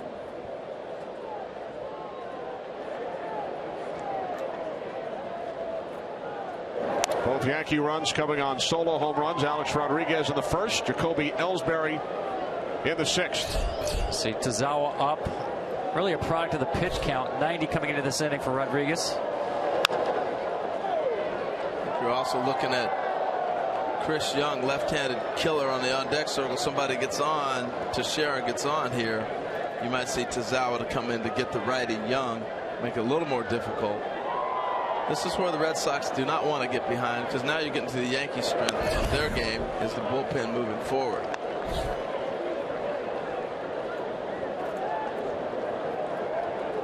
Saw Brian McCann duck down behind Joe Girardi to get ready. Here's Bogaerts. One away, and we head downstairs to Ken. Eduardo Rodriguez still throwing 95 miles per hour, guys. Allowed only 2 solo homers tonight. And you might recall how the Red Sox acquired him from the Orioles last July 31st. It was in exchange for Andrew Miller. Now, if you recall as well, the Red Sox also traded that day John Lackey and John Lester, but Miller was the guy they were asking about, or asked about, more than any other player. And Miller's done a terrific job for the Yankees this season with 18 saves, so that will be all for Rodriguez. Tozawa will come in from the pen. In his 9th Major League start, he goes 6 1/3, allows 2 runs on 5 hits, 2 solo homers. Rodriguez and Ellsbury.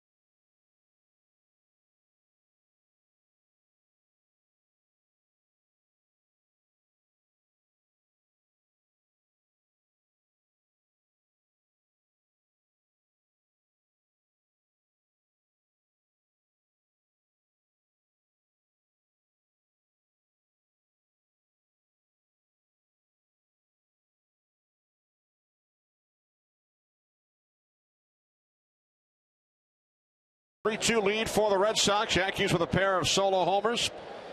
David Ortiz, Hanley Ramirez, a combined 4 for 6 with 2 runs batted in. 6 innings, 3 runs, 7 hits for Ivan Nova. And Junichi Tozawa on a relief of 22-year-old Eduardo Rodriguez with 1 out. Top of the 7th inning, just past 9 p.m. here at Fenway Park. Yankees with a 5-1 win in the series opener last night. Here's Chris Young, 1 for 2. I can't say enough about the job that Eduardo Rodriguez did, because he really showed you what you can do essentially with one great fastball, using it to both sides of the plate. He's got that gift. Jacob deGrom has it from the Mets. The release point slightly out in front of the head, which means he's got a little more late life on it than most pitchers do. Really didn't feature the changeup all that much, mixed in a few sliders, primarily beating the Yankees with his fastball. Well, I like the fact that it reminded me a lot of David Price. Here's my fastball, hit it, and stand aggressive and going after guys. Now, I remember as we got a ball or something loose out in the right field bullpen, Roger Clemens talking about seeing a fastball in the All-Star game from Dwight Gooden. He turned to the umpire and said, "I throw that hard?" The umpire said, "Yeah," and he goes, "I'll never throw another breaking ball."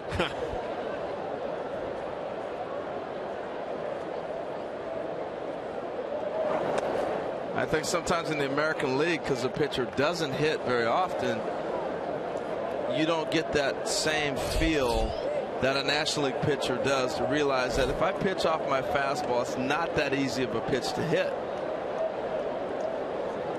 So that's my advocate fight for the pitchers to continue to hit in the National League and maybe around.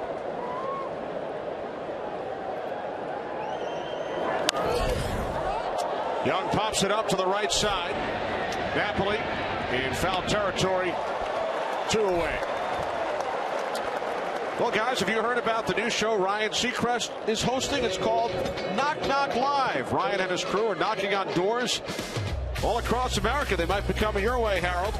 Bringing huge celebrities, big prizes, all kinds of crazy stuff.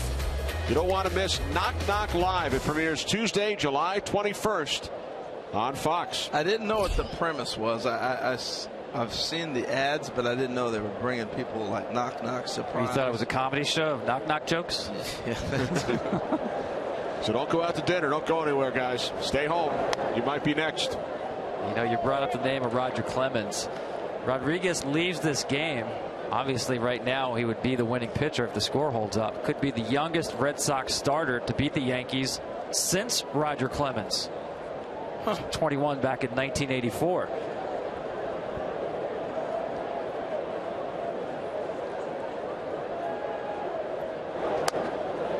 But of course, the youngest of all Red Sox pitchers to beat the Yankees. Well, Babe Ruth. He's the answer to every question, right? He really is. He was like 19, I think you said earlier. So that was easy. Like in the old days, we'd play Trivial Pursuit. We always said, just guess the Beatles. You got like a 50% chance. One of the questions, the answer is going to be about the Beatles every 3 or 4 questions. Just guess the Beatles, you might be right. It's either just the say Beatles Babe Ruth. or the Babe. Or Ryan Seacrest. That's the updated version. I was going to say, or Motown. Just saying.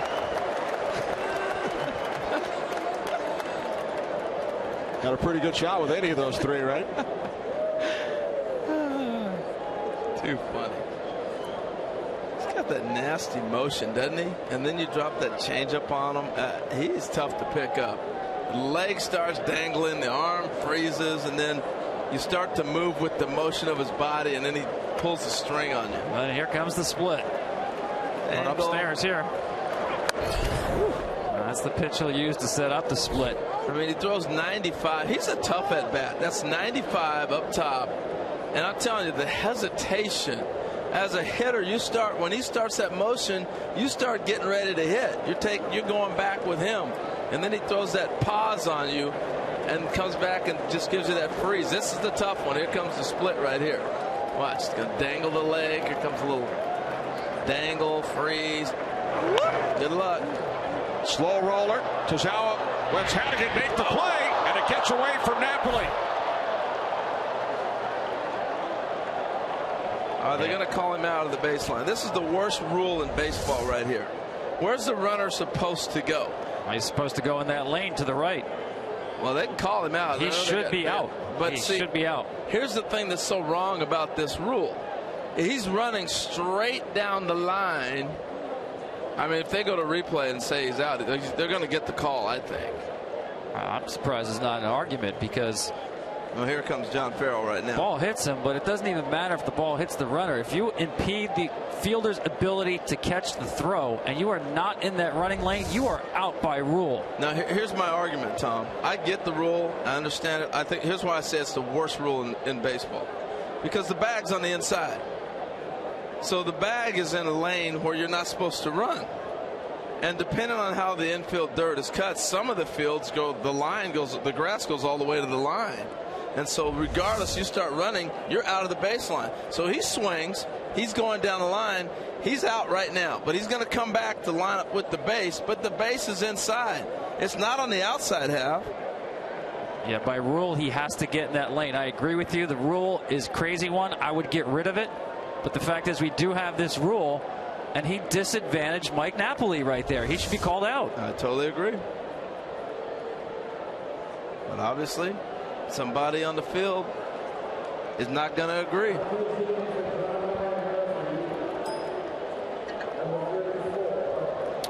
And now a pinch hitter for John Ryan Murphy. Brian McCann steps in against Tazawa. McCann 2 for 3 as a pinch hitter this season. And maybe on the judgment of the umpire, he's saying, hey, he's going to the bag. What is he supposed to do?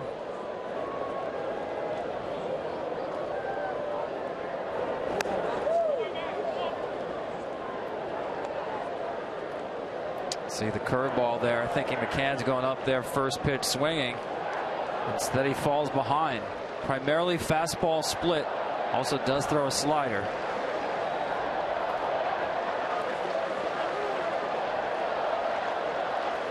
See, this is a situation, if I'm pinch hitting Brian McCann right now, I want you going into the seats. I don't care about the shift. I don't care about I want a gapper, and I want a ball going where I can score that runner first. That's the pinch hit right here. That's what I want from him.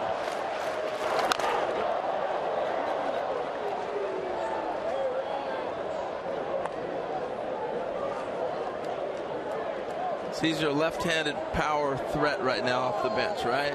So I'm taking my shot. I'm Joe Girardi. I'm taking my shot. I got a runner on, 2 outs. Let's see what you can do, big fella. That's why I would not expect Tazawa to go inside in this sequence.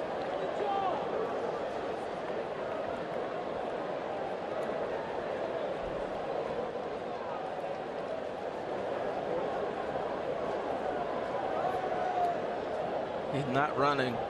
1-1. Swing and a miss by McCann. Now 1-2. And that was a home run swing. That's a ball away from McCann that he's trying to hook. He's trying to get out in front of that fastball and just missed it. Hannigan wanted that fastball a little farther out. And now it's split time. But I like it. That's what McCann is up there to do in this situation. Headley's not running. He's holding the ball, Fastball away.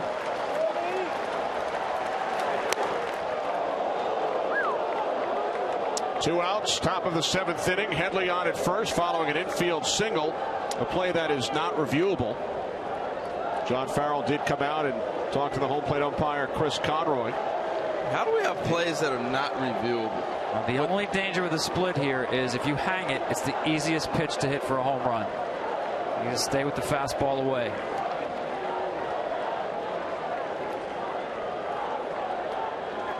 He missed it. Called strike 3. So the pinch hitter McCann down on strikes. Headley stranded at first. 7th inning stretch time here in Boston.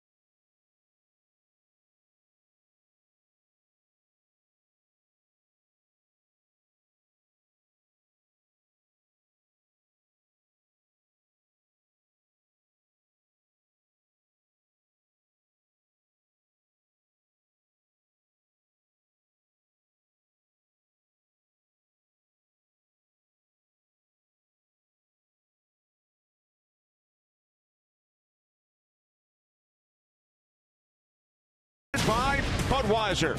Make a plan to make it home. And by Lowe's. Lowe's, never stop improving. Tonight's game from Fenway Park is brought to you by Chevrolet, the official vehicle of Major League Baseball.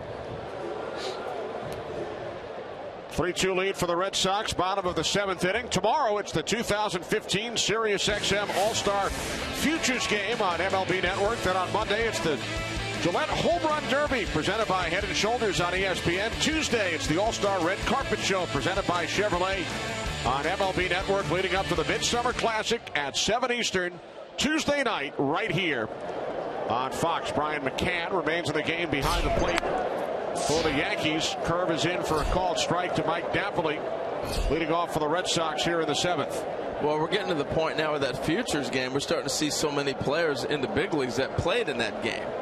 So it's become an important game. Tonight's Red Sox starter, Eduardo Rodriguez, played in the futures game just 2 years ago, 2013. We got to change the name of that to the near futures game. Right. Some guys get there the very next year. Joey Gallo being one.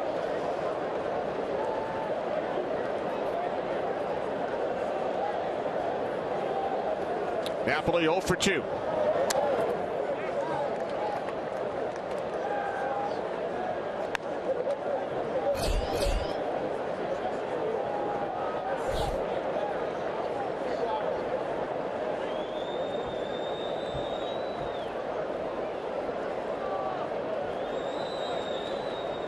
A 1-2 from Nova. Napoli down on strikes. Third strikeout for Ivan Nova as we head to Los Angeles for a game break. Kevin Burkhardt. Kevin.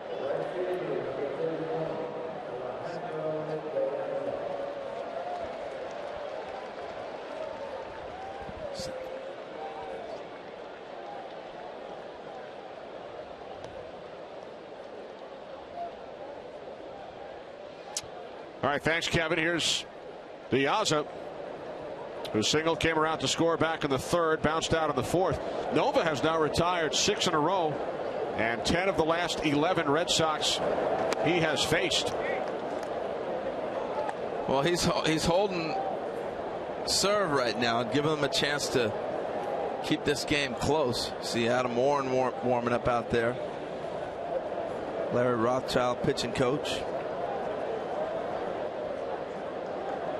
It's the formula now, Ken. That's it. Depends. The Yankees have already gotten to the Red Sox pen. Eduardo Rodriguez went 6 1/3. Nova pitching into the 7th inning for the 2nd time in his 4 starts since returning. He went 6 2/3 in his first start of the season against the Phillies. His only win, he's lost his last 2 starts. Diaza with a base hit into left field, his 2nd hit of the night. Really good at bat. Showed the bunt.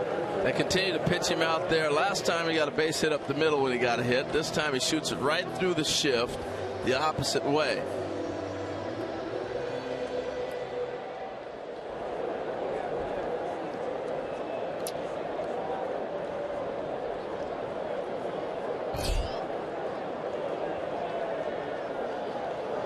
So here's Hannigan. He's 0 for 2, but he drove in a run on a ground out back in the 3rd inning. That tied the game at 1. And then Hanley Ramirez with a 2-run shot in the 4th off Nova to give the Red Sox a 3-1 advantage. Hey, here's what Jacoby Ellsbury does every time that they have a new hitter. He looks into his hat to see where we position him. Okay, I want to move over this way. So he keeps it all in his cap right there. And that's one of the things that he came up with, the suggestion of setting the defense in the outfield. It's kind of cool. Yeah, he'll do it before every hitter. May know where he's going, but it also gives him a chance. Okay, let me recheck what we discussed in the meetings. And it was interesting. I talked with Robbie Thompson about how they align their defense. He said, hey, first of all, these guys got great experience. So I'm going to suggest where they go, and then they can make adjustments. And I want them adjusting on counts. I want them adjusting and playing the game. And it's refreshing to hear, because a lot of times you think, hey, you put them in a shift, they just stand there. And so Jacoby looks into his cap, says, all right, here's what we discussed in the meeting. I'll make my adjustments, and that's Robbie right there. And so that's kind of the evolution of how they've kind of applied their shifting, and they shift more than anybody in baseball. They're constantly moving with their defensive alignments. Rob, the Yankee bench coach.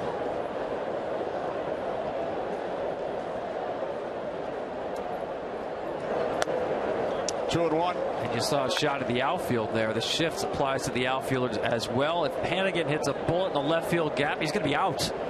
Yankees defending the gap on Hannigan right here. Take the line all you want. Danger here. Curveball from Nova. Hannigan is able to hook that.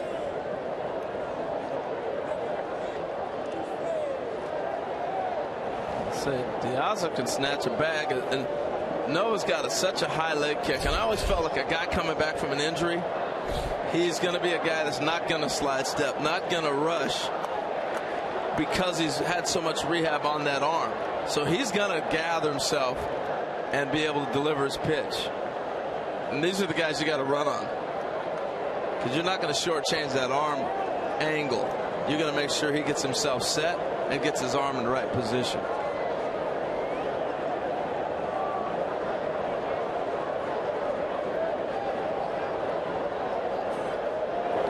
2-1 to Hannigan. Fastball missing high and tight. Now 3-1. Tell you what, Tom and Ken, Nova's looked good. What a lift for the Yankees if he can continue to do this. He has. This is not a bad spot to start the runner as well. Again, doesn't have a swing and miss fastball. Hannigan, good contact hitter.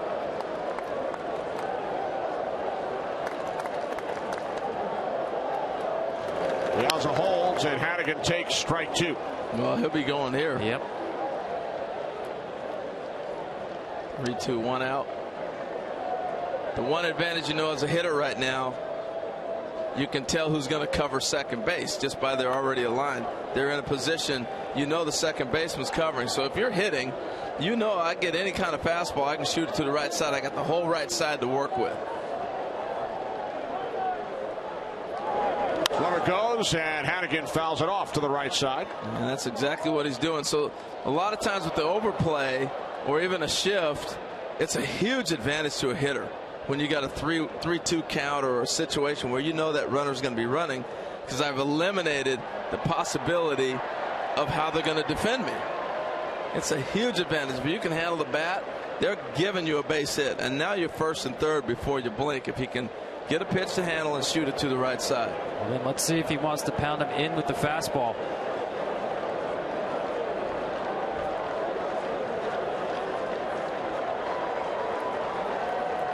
Playoff pitch from Nova. Chopped. Here's Gregorius, the shortstop, charging. So the Yankees get the out at first, as Piazza, who was on the move, is now on at second base. And Tom, I think he negated it. That ball might have been in, but I think he was trying to shoot that ball to the right side. He was. That's how you do it. So that will be all for Ivan Nova. Goes 6 2/3 in his fourth start back. Adam Warren out of the Yankee pen.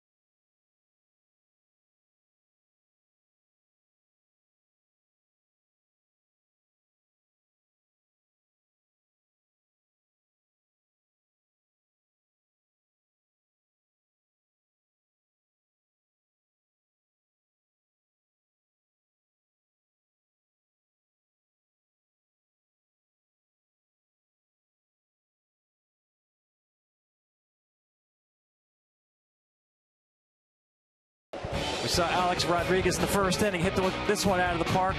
The exit velocity 101.5 miles an hour.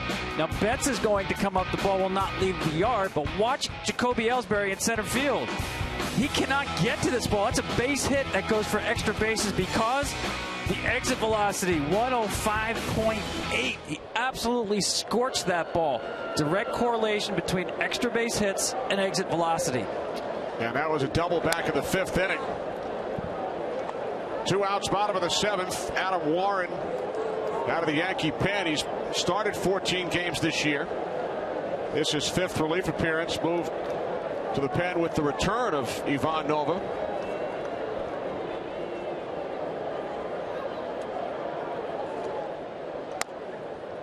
Warren, as you see, wears number 43. And he said the best thing about wearing number 43 for the Yankees, last year he got to stand next to Mariano Rivera during introductions on opening day.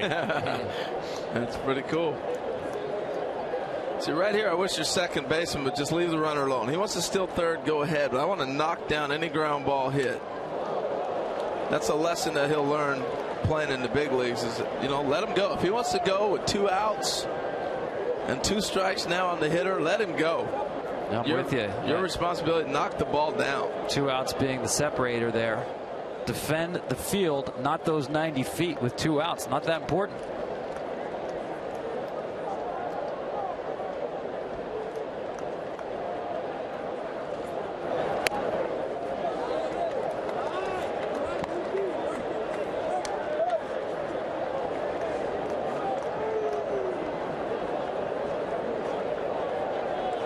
Guess standing next to Mariano, does it rub off? Warren certainly hopes so. I think I said last year, of course, it was 2 years ago. Yeah.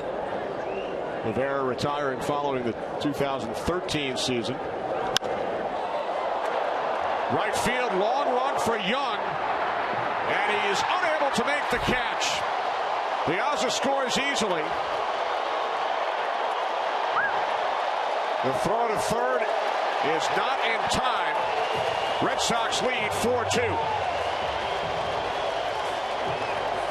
That's a huge right field. That was a great relay throw, by the way, but it's a big, huge right field. He went forever. They're playing him like a little leaguer in right field. My goodness. Look where he starts at and how far Chris Young has to go. I want to watch Mookie Betts because he thinks this ball is going to be caught. Still not in 5th gear. Still not in 5th gear. He's still just jogging basically here. All right, now I'm going to run. That's how fast he is. Was not completely gunning it out of the box. Even the first 100, 150 feet, and still makes it to third base. It's his 6th triple of the season among the league leaders. Drives in his 43rd run, 2nd extra base hit of the game for Betts. You know why the triple is so exciting? All those things you showed, but also the relay. That relay throw from the second baseman was a bazooka. He made it close.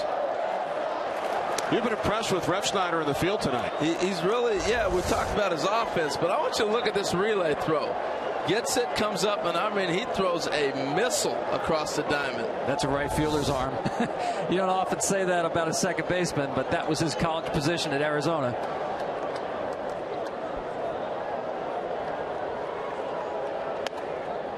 Yeah, Refsnyder, he's been impressive. He hasn't got a base hit yet, but there's so many things you can see in a game.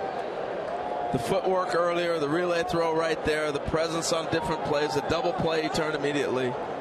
But now we got a ball game here. Boston's trying to add on a little bit more.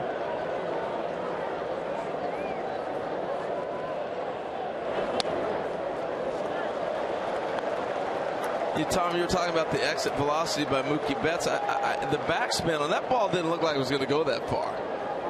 It looked like a pop-up.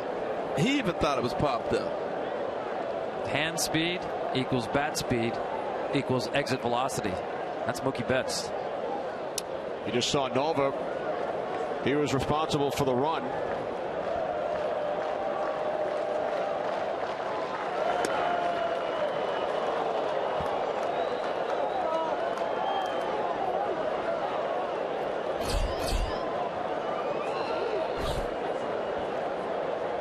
Boys, the Red Sox are coming. They're going to get this act together. They're going to make it interesting in the second half, I'm telling you. They are going to be right in it. Tonight's a big game. You pick up a game here, you're 5.5 back. It's a big weekend. They win today, they win tomorrow. They go into the break 4.5 back. This is definitely a huge game. It's a swing game. Because of not just defeat last night, but the injury to Clay Buchholz.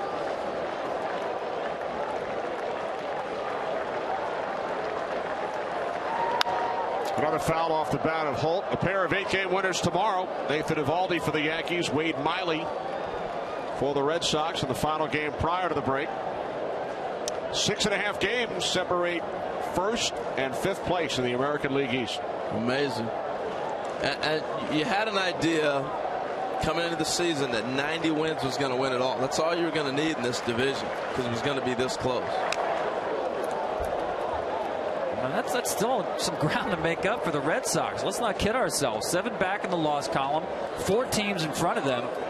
They got a lot of work to do. A lot of work to do, but you play so many games in your division. That's why I continue to keep that door of optimism open for the whole division, because you just play so many times and you can be up and down in a weekend and you're right back in it. 9th pitch of the at-bat from Warren to Holt is ball 4. So the Red Sox now with runners on the corners. All right, this guy Xander Bogaerts has been money this year with runners in scoring position. Second in the league behind Prince Fielder, and loves to swing early in the count with runners in scoring position. We saw that earlier in the game in the 3rd inning, lined out first base. He's in hit mode from the first pitch. Well, he's playing a little ball. I mean, they give him the right side again, and we've watched him shoot that ball a couple different ways that already tonight, but he's not swinging for the fence like he did early on. The power hasn't been there with that big swing, but he handles the bat better. He's 2 for 10 lifetime against Warren. That walk, the first issued by Yankee pitching tonight. So 1st and 3rd, 2 outs, bottom of the 7th inning, 1 run in. Red Sox lead the Yankees 4-2. Long foul down the right field line, 1-1. See that right there? That approach, trying to shoot it through that hole, pick up that run. Jason Shreve up in the Yankee pen. Boy, did that sound good. Some good acoustics out in that bullpen. Yes.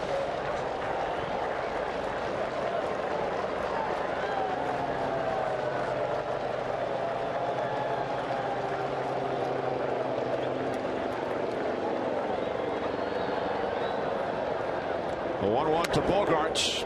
1-2. That's a huge call right there. There's no pitch that changes an at bat more than the 1-1 pitch, whether it's 1-2 or 2-1. It's the greatest difference in OPS, and right there it favored Adam Warren. But that's what frustrates you as a hitter. He didn't call that pitch in the beginning of the game. Now he's calling it late. That's frustrating for hitters. Remember Rodriguez getting the ball down, and Tom, you were saying, hey, that's the one pitch difference this year. They've been calling that, but he hadn't called it all game. So as a hitter, I'm registering in my mind, what's he calling? I'm getting to know his game, right? And then all of a sudden I get up there in this situation, he calls that pitch. That's frustrating. Especially on 1-1, like you said, it changes that whole at bat. Now the 1-2 to Bogaerts. 2-2. You saw the high target from McCann. You see the dive. Bogaerts dives probably more than anybody.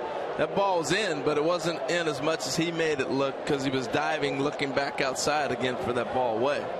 Classic approach now, opens up down and away with the slider.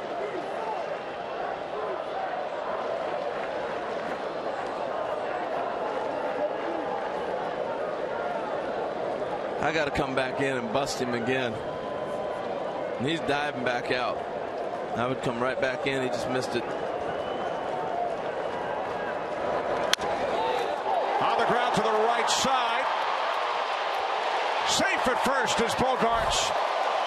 Betts scores. Red Sox lead 5-2.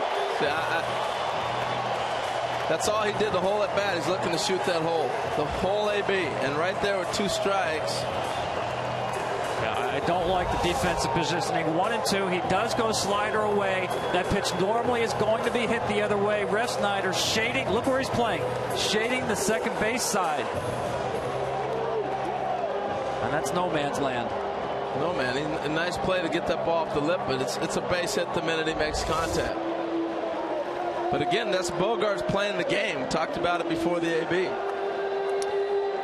So Adam Warren faces 3 batters. They all reach base. Here comes Chasen Shreve out of the Yankee pen. It all started with the triple off the bat of Betts.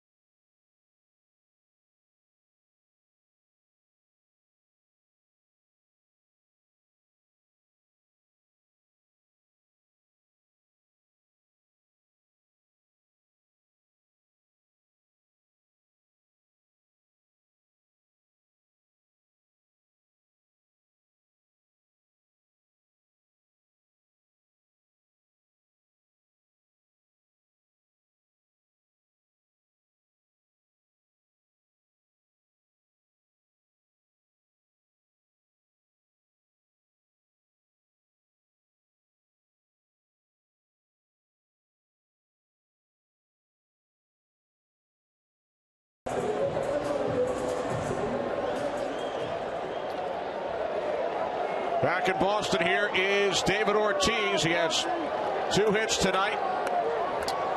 Facing the left-hander Chasen Shreve, who will turn 25 years of age tomorrow. 3rd Yankee pitcher this inning. 1st and 2nd, 2 outs.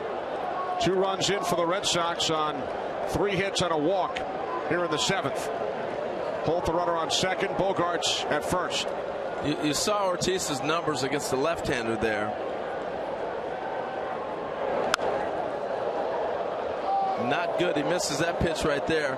But it was interesting being around him and Pablo Sandoval today, talking about their approach against lefties. He missed his pitch and he knows it, because Pablo now is hitting left-handed off lefties. David's got somebody to discuss certain things with, and he was like, don't worry about it. You're going to see a lot of these guys a lot more. And here's what they were discussing. I can't say that. What they're talking about, that's not fair. Keep it all to yourself, huh? Well, I can't tip the rest of the American League pitchers that are out there listening. Then I wouldn't be privy to that conversation. So, Tom, we have a real-life fly on the wall. We do. I'm going to ask you in the next commercial break, though. I'll tell you about it. But it's a simple adjustment that they're both trying to do, and I think they will, because they'll see pitchers enough.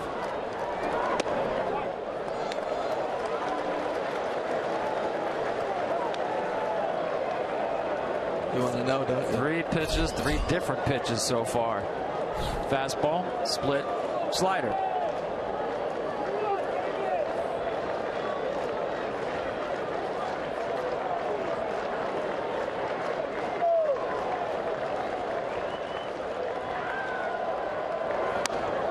Got in on him. This pitch is probably a slider. It was. He wants down and away. Didn't break. Didn't break at all. And Shreve winds up getting a strike out of it. If you could master that, pitchers would throw that thing like crazy. A ball that's spinning, but it doesn't break on you, because as a hitter you only got to blink to read it. You read the spin, and before you know it, it doesn't move.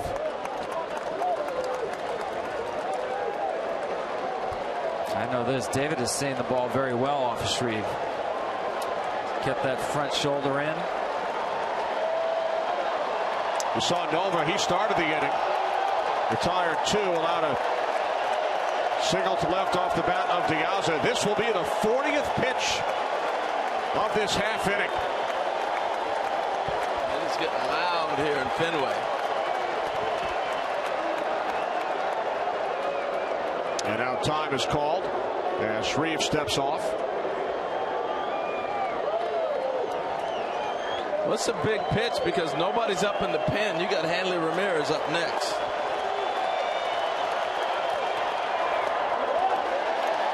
Ball 4 to Ortiz. Bases are full of Red Sox. David Ortiz was comfortable throughout that at bat. Never off balance. Saw every pitch out of the hand. And if you think David didn't know that was a big at bat, he turned to Hanley and said, "I got him there for you, big fella." It was a great at bat, like you said, Tom, but watch David's reaction after he takes this pitch. He knows it's down, it's a ball, he knows he's battled, and now watch him say, "All right, go get him. It's you. It's your turn. Go get him, Hanley." Red Sox. The bat boy is like, "You talking to me?" He's scared the daylights out of him. Red Sox have 1 grand slam this season. Guess who hit it? Well, Ramirez back in April against Philadelphia. I remember that. Opening day, matter of fact. He had 2 homers that day, right? It's like, wow, welcome back to the Sox, Hanley.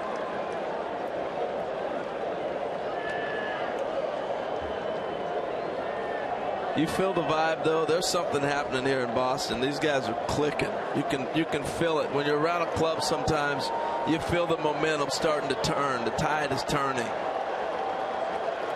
Well, they suffered a big loss last night in Buchholz, who was placed on the 15-day disabled list today.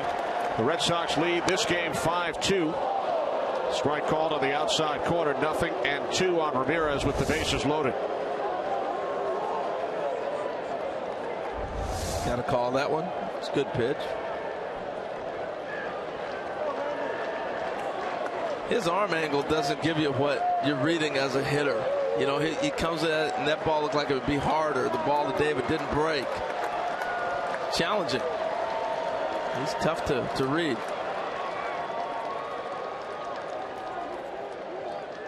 Shreve, a college teammate, guys, of Bryce Harper at Southern Nevada. And who was the other pitcher that was with the Nationals earlier in the year, got called up? Another one of his teammates. There are actually 9 players drafted off of that team, including Shreve. Well, he got away with one right there. Brian McCann wanted the elevated fastball way out of the zone, and it winds up being much lower than he wanted. Right down the middle.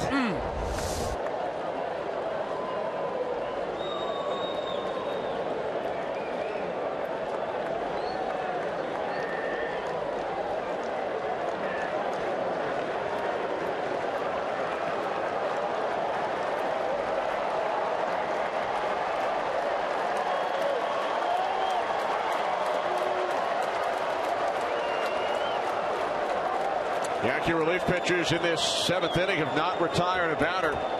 Warren faced 3. Shreve came in, walked Ortiz. Now ahead of the count, 0-2 with Ramirez at the plate. Good battle, good hang. Another classic pattern. McCann's going to go out and talk again to Shreve. High fastball to the split down below, changing elevation.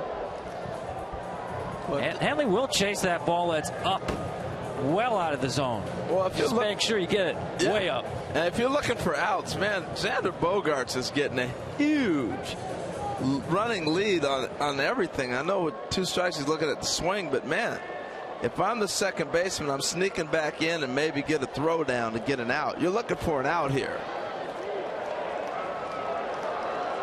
But his secondary lead is halfway down the baseline.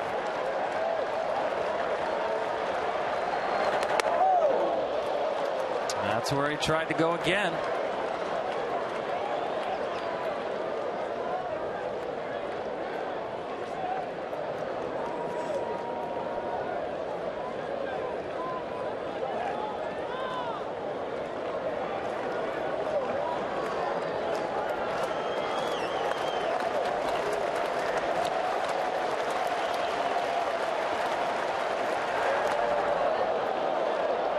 Ramirez did not go around. Now 2-2. Eighth Red Sox to come to the plate this half inning. Red Sox have seen 46 pitches here in the seventh. Yeah, and the one thing that worries me for Shreve in this at bat is Hanley has now seen all his pitches.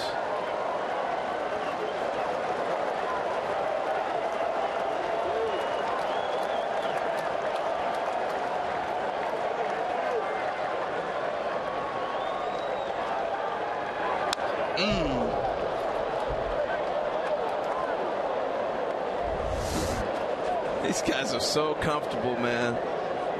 When you're swinging and fouling and missing balls back and you're smiling, you're feeling good. Massachusetts native Chris Capuano up in the Yankee pen. And I feel like Shreve has to double up at one point in this sequence. It's been the same pattern. Fastball up, split down. Fastball up, split down.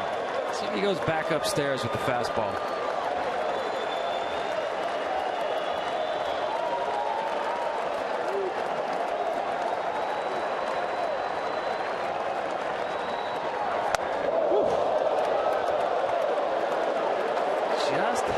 Been able to get that high fastball in the right spot. What now? Have to throw a strike. Tell you what, it's a tough one because you got Pablo on deck and you got to throw him a strike. You just don't want to. You want to keep it in the park. If he hits it.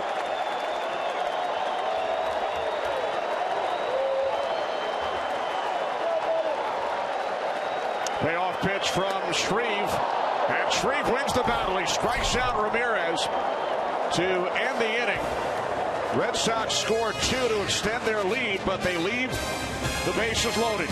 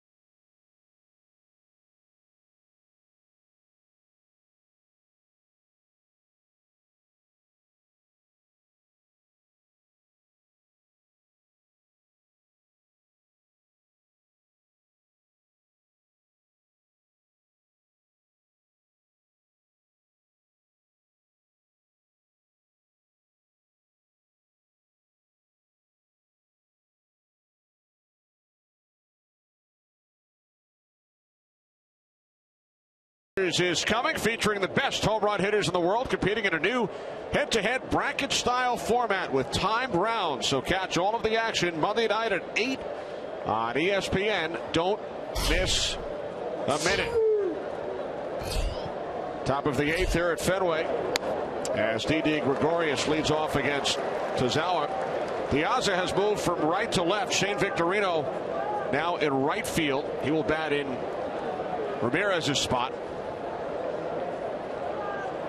Red Sox lead 5-2. Gregorius 1 for 2 tonight. Singled back in the 3rd inning. And he lifts this one into shallow right field. And the catch is made by Holt for out number 1. It's a nice running catch.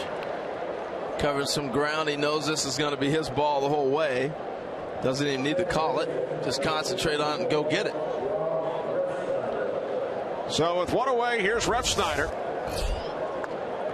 0 for 2 in his major league debut. He is the 59th player to make his major league debut as a Yankee at Fenway Park. And it's a list that includes Tony Lazzari, Billy Martin, Whitey Ford, Elston Howard, and Tony Kubek. All made their debuts in the majors with the Yankees here at Fenway. Interesting. I wonder how many times they play back in those days. You know, today they play, it seems like every other weekend. Red Sox, Yankees. They played even more back in the day. Right. Less games, but fewer teams in the league.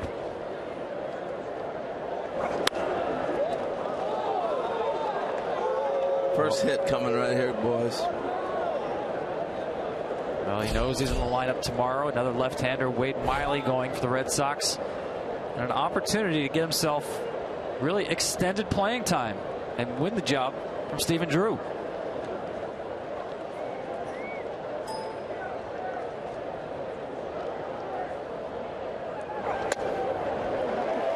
I've been impressed watching him play. You know, even that pitch right there, how he's taking pitches. The defense I've been discussing all night, but you can see certain guys when they come in if they're overmatched or not. He looks very comfortable. He looks like he's seeing the ball. He's not overmatched. And that to me is the big tell all when it comes to young players.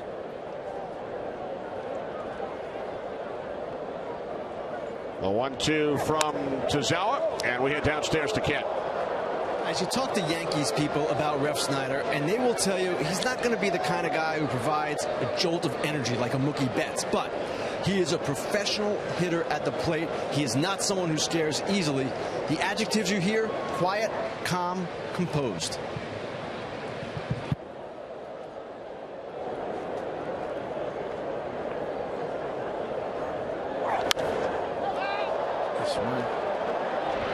Napoli in fair territory. Refsnyder 0 for 3.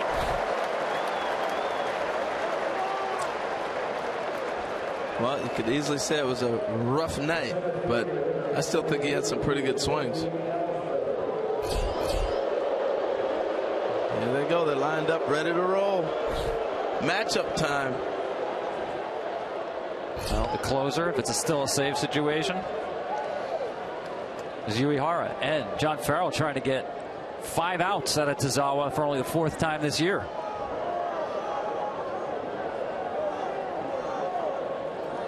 He's got 2 lefties.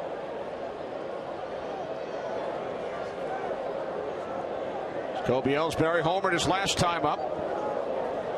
His first home run as a Yankee here at Fenway. Hit 33 in this ballpark as a Red Sox. Well, he's one of the players that has become a forgotten man. Well, the talent is off the charts with this guy, and if he can get rolling in New York like he did in Boston with that ballpark, we're looking at a guy that's going to hit you 25, 30 homers and do it out of the leadoff spot. Coming off the knee injury, missed 43 games. It's his 4th game back. Long foul down the left field line, 1-1. By the way, did you know there are only 4 players that hit 40 home runs for both the Yankees and the Red Sox? was one of the Babe Ruth. There you go. You're right. Ding, ding, ding. That's a given. He had exactly 40 as a Red Sox, if I'm not mistaken. He actually had 49. Jacoby Ellsbury is not one of the 4. Not yet. Not yet. Johnny Damon? Johnny Damon. That's a great call. He had 40 homers.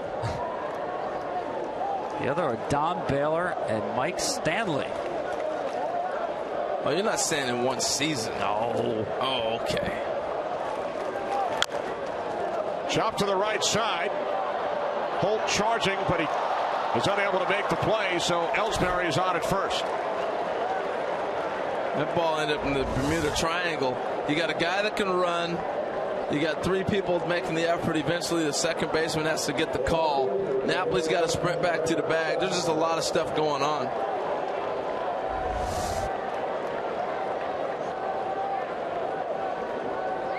Could that be a T-Mobile game changer?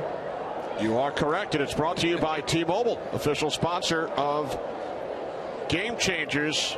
The All-Star Brett Gardner. According to Alex Rodriguez, he's been the catalyst for us all year. We would not be in first place without Brett. Well, that's probably true. I mean, you ask him to move from left to center when Jacoby Ellsbury got hurt. The numbers are all there on the offensive side.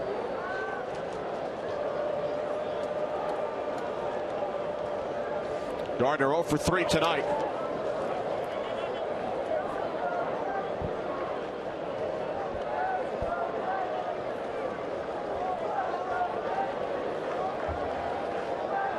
The only Yankees who have been past first base tonight have been the 2 guys who have homered, Rodriguez and Ellsbury. Nobody else has made it to second base safely.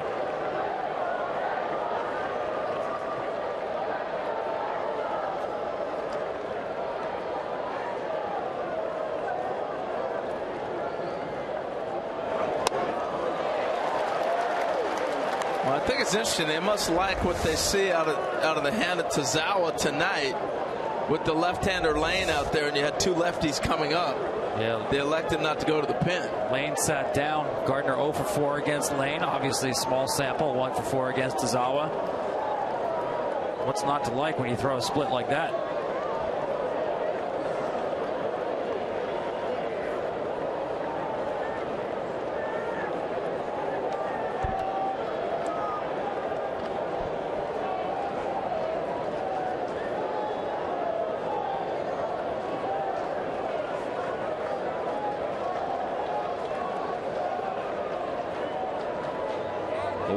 From Tazawa, and Gardner shoots it into left center, gets by Piazza. Around third is Ellsbury. He will score. Yankees cut the Red Sox lead to 5-3. Well, that's the difference of Brett Gardner right there than when he came up to the league. That ball's caught. It's a little blooper in the left field. He's gotten stronger. He's able to shoot this ball now and drive it into the gap instead of flipping it into the gap. This ball, very similar to what you talked about, Tom, with Mookie Betts, just shot by at the hazard because that ball's hit that hard. And Uehara throwing the bullpen. Alex Rodriguez is 3 for 6 with a home run off the Red Sox closer. And that's why you see the pitching coach and not John Farrell. So Tazawa is going to get a shot at Alex Rodriguez. Against Tazawa, Rodriguez is 4 for 15 with 2 home runs. Last night, first inning, he took Clay Buchholz deep, his 17th of the season. Hands the batting glove to a fan in the front row. And then tonight in the first inning, number 18 off Eduardo Rodriguez. And again, a young fan goes home with a prize. Coming into this series, he had hit 3 first-inning home runs all season, and he does it on back-to-back nights. You know, I had a long talk with Alex about the adjustments he's able to make because he's DHing and not playing in the field. And I asked him, what are you doing between at-bats? And he said, well, it's not just go look at video, but I can make adjustments on the fly.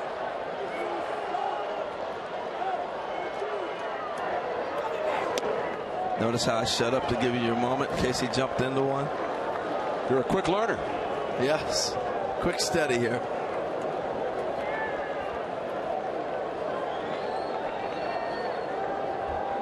Potential tying run at the plate following the double off the bat of Gardner.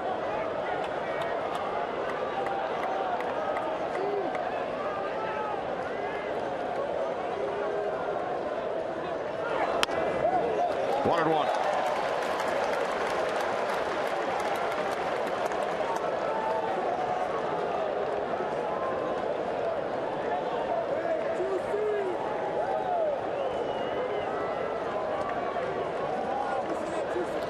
Brian Mitchell up in the Yankee pen with the Red Sox ahead 5-3. Top of the 8th inning from Fenway.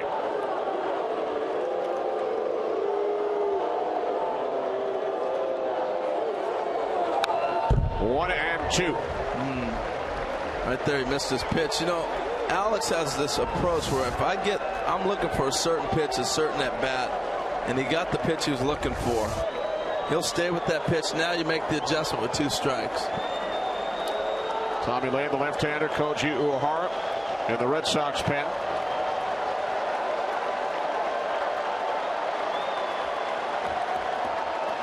Rodriguez homer to the first and is grounded out twice.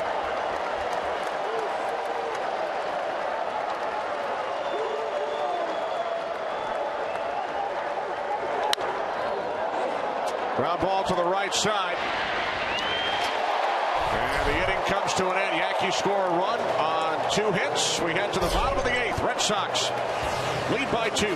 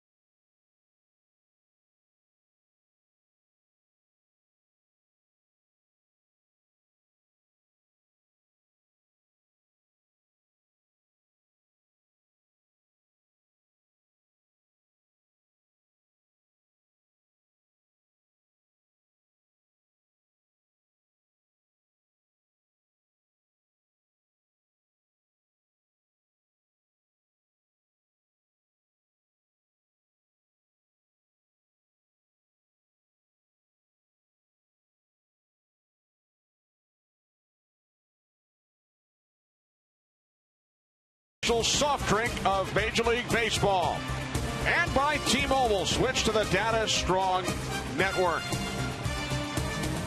Back in Boston, Kenny Albert, Harold Reynolds, Tom Verducci, Ken Rosenthal. Red Sox over the Yankees 5-3 as we move to the bottom of the 8th.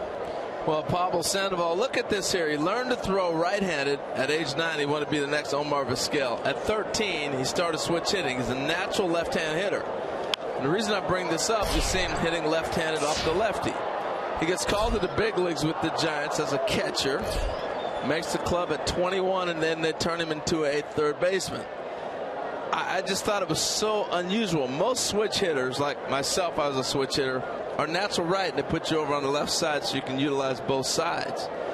He had a conversation with JT Snow, who was really the only other guy I've had a conversation with that was left-handed and became a switch hitter. Here's a knock. And JT said, oh, Pablo, you got to do it. You're a natural left-hand hitter. He wanted him last year in San Francisco to quit hitting right-handed. So that's why now he's comfortable enough to quit it and be able to do it. And I was talking to he and Ortiz. I told you that earlier, Tom. Look at where this ball's at. And David said, I've never watched a guy with his hand-eye coordination and be able to take that slider on the lefty the other way like he does. And I asked him, where does that come from? He said, ping pong.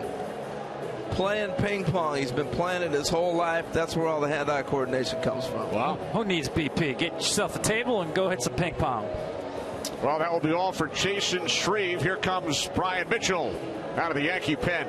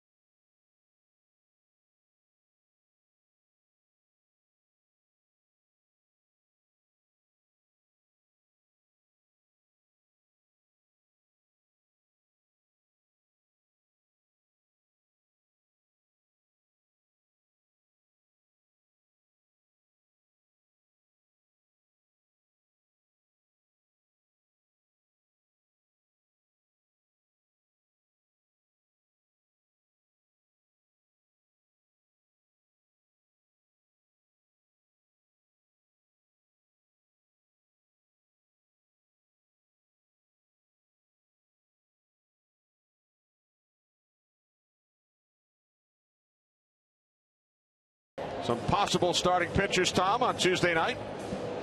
You can't go wrong with Zach. Nobody scored on him in, was it 35 2/3 innings now? And Chris Sale, to me, not only has the numbers, take nothing away from Dallas Keuchel, but is there a more entertaining pitcher to watch than Chris Sale?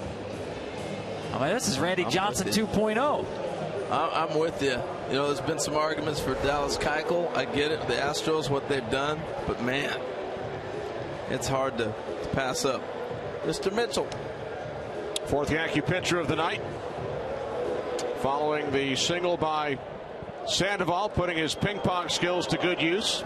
Yeah, a lot of guys talk about the ping pong skills. You know, Pete Rose did that. John Smoltz raved that he was a great ping pong player. But I think you whipped him at our winter get-together out in LA this year, right? That's not the scouting report I got from John Smoltz. I wouldn't say I whipped him. I was happy to get my 15 points in a loss. Felt like a win.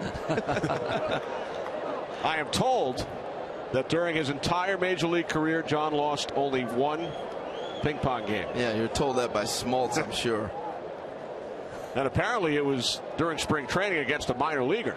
Never lost to a major leaguer. Wow. Well, I want to see him challenge J.J. Hardy of the Orioles.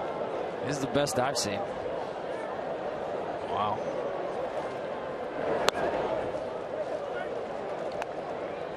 Yep. Ping pong's great for baseball players, man, that hand-eye coordination.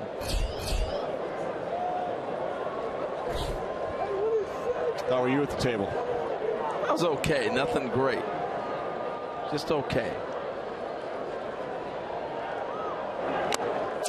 1-2 on Napoli, who is 0 for 3 tonight. Yeah, and he's working on a new swing. You know, we often hear about it with golfers. You know, they're changing their swing, or baseball players do it in the offseason. He's been working on a mechanical change here during the season and trying to take away what you call a hitch in baseball. He drops his hands to get them back up. And it takes a lot of work to do. And I'm not always convinced that a hitch is okay if you're getting the bat back, and with his power, he's a guy that's always dropped his hands and brought them back up. Now he's trying to keep them a little more sturdy and take it direct to the ball. It's a tough adjustment. I'm with you about the hitch. I think the hitch has gotten a bad reputation. Hank Aaron hit with a so-called hitch. It's a timing mechanism. Exactly. Can it get you in trouble sometimes? Absolutely. But this is a guy, I actually thought he had better timing when he had more movement in his hands. I couldn't agree with you more. Sandoval goes, and the pitch is fouled off. And you see him fouling balls and missing them. But here's a little bit of what I'm talking about. On the left, here's his old swing on the left, right? Drops it down, and he'll get it down all the way down there, and then he brings it back, and that's his load and his read. Now here's what they're trying to do. It doesn't drop as much, and now he's trying to bring the bat forward, and it flattens his swing. It doesn't get that good arc and that backspin. Now, it might take some work, but that's what I've seen just in my quick observations. Payoff pitch, and excuse me, check swing. Mitchell to second. Safe at first, Eppley. Well, Pablo Sandoval broke that double play up. This has got to be a double play ball if you can get it. You got to get him there in a position not to get him hit. And I think the shortstop's got to come and get that ball right there.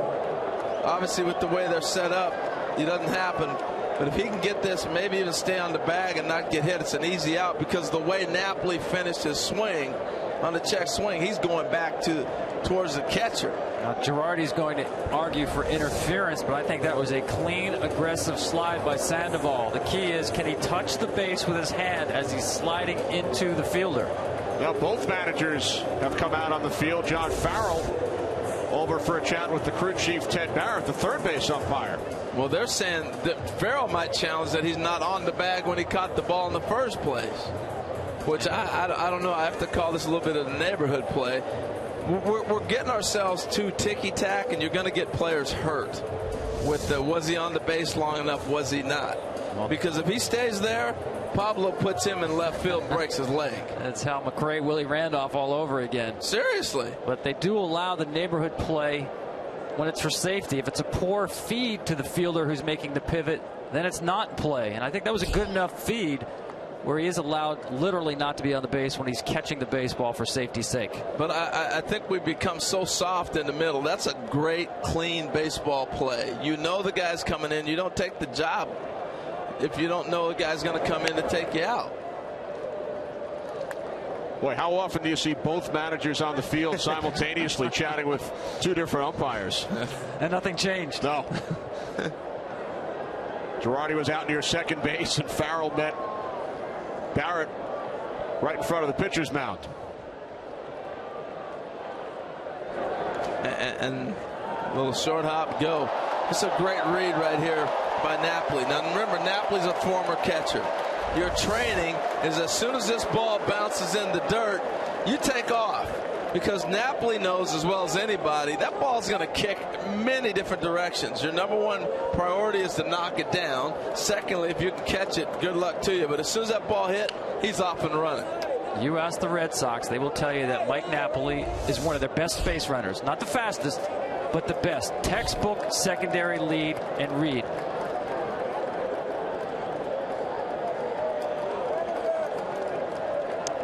So Napoli now at second following the wild pitch. 2-1 the count on Diaz. Boy, Mitchell gets it up there. He hides the ball a long time and then explodes on you. That's why Napoli got tied up with the check swing. He hides the ball a long time. He'd be a tough at bat for a righty.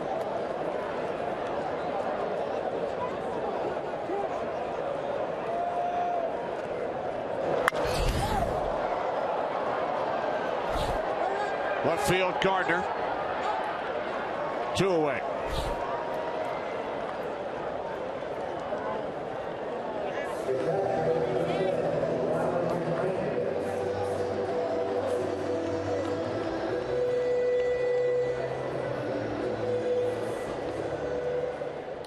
Red Sox lead 5-3. 2 outs, bottom of the 8th inning. Great job by our entire crew tonight, led by producer Pete Macheska, our director Bill Webb, Associate Director Brian Biederman, Broadcast Associate Sam Younger. Marty Aronoff crunching the numbers along with Dave Corris and Wayne Fiddleman here in Boston. Second of a 3-game set prior to the All-Star break. Hannigan 0 for 3, drove in a run back in the 3rd inning. First pitch down the right field line. Young comes over, but it winds up in the second row. Boy, every time the ball goes that way, you start thinking, pesky pole. It's like 209 feet.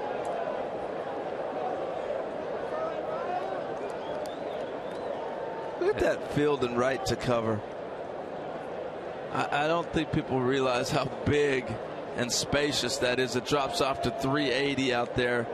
The further you go back, and it comes in as close as 209 from the line there. I mean, that's a big drop. And how about those caroms? Some interesting angles out there.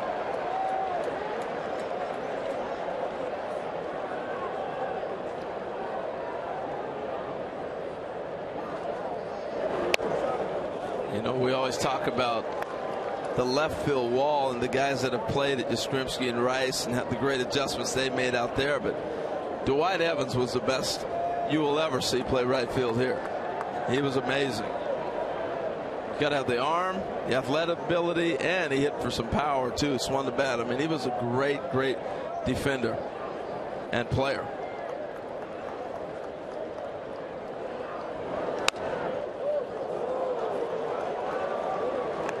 Oh, you can see why the Yankees like Brian Mitchell. Whew. Fastball 96, sometimes 97. That's the cutter right there at 92.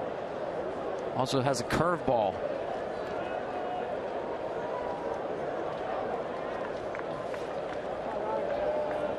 Yeah, of all the young guys that come up, he's got the best stuff I've seen in a while.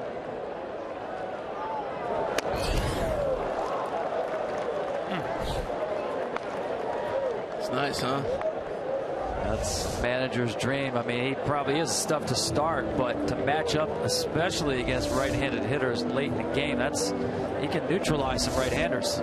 Well, he hides the ball a long time, and you got that power to come with it, but he's got a little bit of a breaking ball too. But he hides. What I mean by that is you don't get to pick him up until the ball's boom right on you when he gets on top. But he hides the ball a long time behind his body and then sneaks the arm right at you. And he wins the battle with Hannigan to end the inning. So we head to the ninth. Here's Uehara in the Red Sox pen. Teixeira, Young, and Headley due up for the Yankees in the ninth.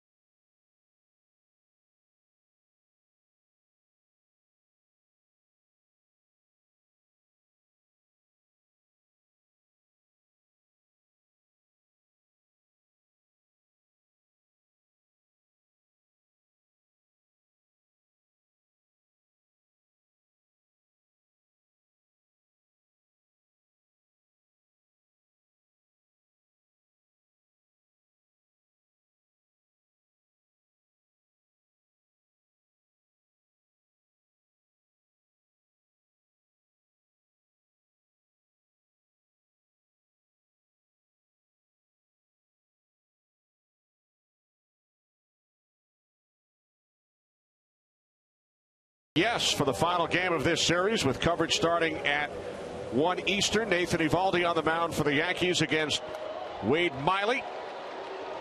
Here's Koji Uehara. 21 saves in 23 opportunities for the Red Sox this season, to face Teixeira, Young, and Headley. Teixeira is 0 for 2 with a walk tonight. Started him off with a split. Uehara pitches backwards. 60% splits. There's another one. And then he'll mix in, I call it the invisible, that 88-mile-an-hour four-seam fastball he gets away with up in the zone. Hitters don't pick that up. And this I call the Dallas Cowboys shift. Remember when they used to shift all the time with the linemen? Now they move Pablo to second.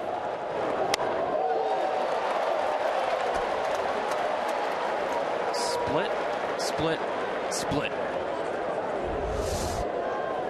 And that is a good one.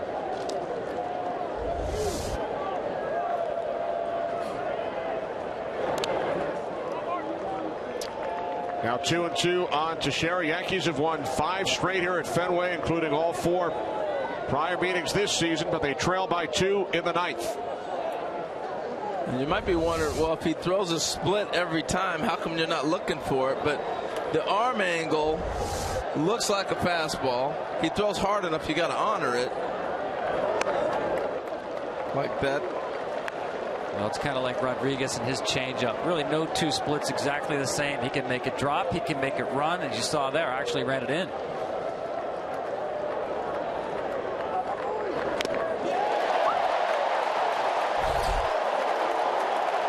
Just filthy. That was the one that ran away. Leaves hitters talking to themselves, leaving the box. Here's the grip right here with the split. He gets on top. It looks like a fastball, and that ball ran and dipped. See, from that angle right there, you don't know what it is. And you have to honor in the back of your mind, he may throw me a fastball, particularly when you get 2 strikes. So here's Chris Young. 1 for 2 with a home run lifetime against Uehara. 1 for 3 tonight.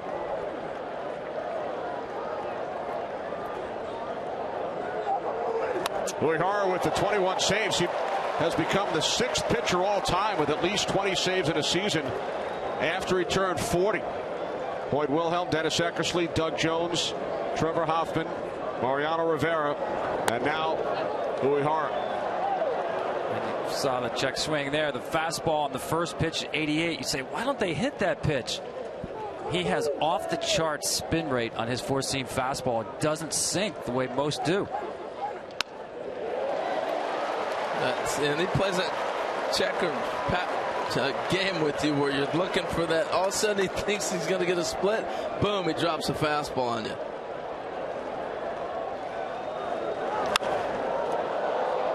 Off the bat of Young.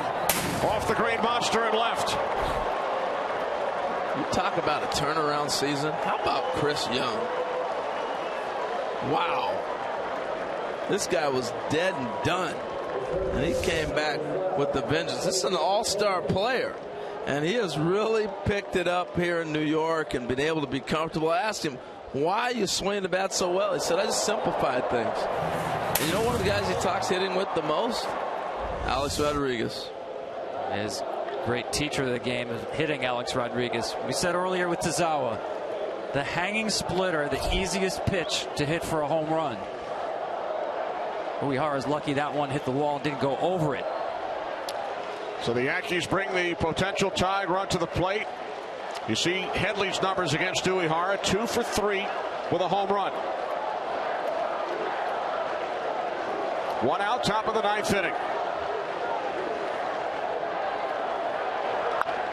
Headley swings at the first pitch and fouls it off back behind first. These guys are swinging it, huh? They got, I mean, I know it's small sample size, but 1 for 2 with a homer, 2 for 3 with a homer. Gotta like that. And Tom, just letting you know, we have now hit 3 hours 6 minutes. That's exactly twice as long as Babe Ruth's debut 101 years ago today, which took 1 hour 33. In 3 hours 6 minutes, we're dancing in the halls over that.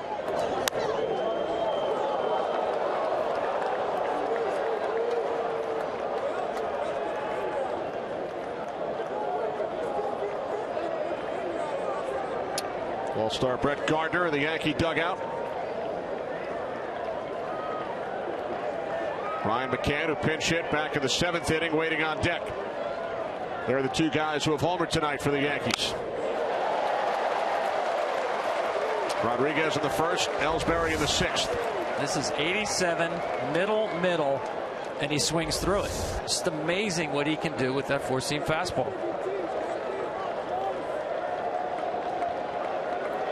Young with a 1-out double.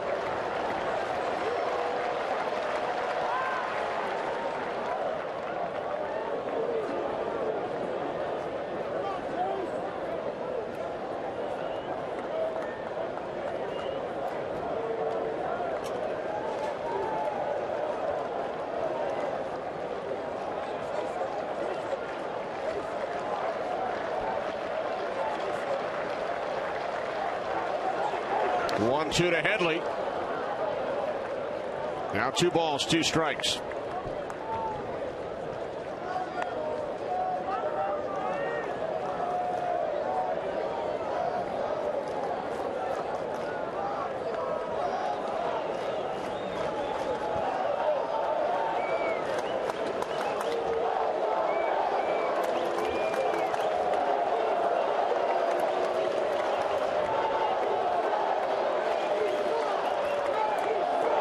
The 2-2, and Headley fouls it back. Might have missed his pitch right there. Good pitch to hit. Right there, shooting it to left field off that monster. That was the one to drive that way. And now you start wondering, do I get that nasty split?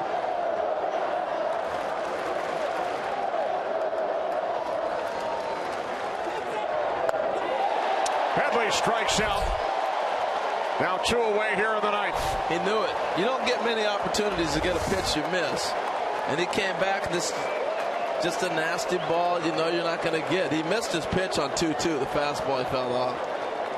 Just remarkable, the variety with that split. You saw the one to Teixeira tumble down and away. That one tumbled down and in. So now the Yankees down to their final out.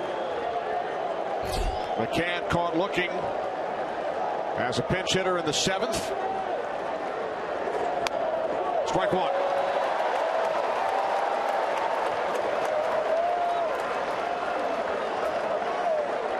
McCann does have a home run off Uehara. 1 for 3 to hit a home run.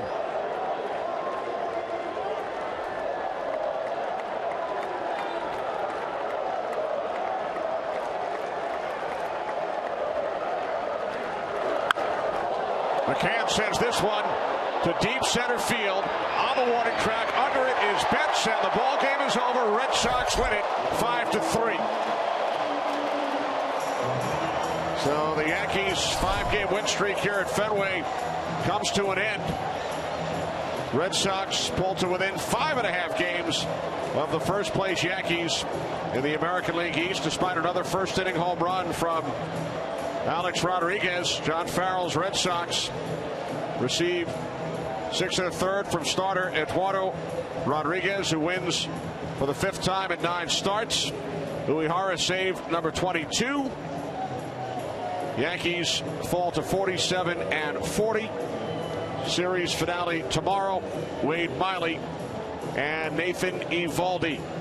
So for Harold Reynolds, Tom Verducci, Ken Rosenthal, and our entire crew, this is Kenny Albert saying goodnight from Fenway. Kevin Burkhardt from our Los Angeles studio coming up after these messages. Red Sox over the Yankees 5-3.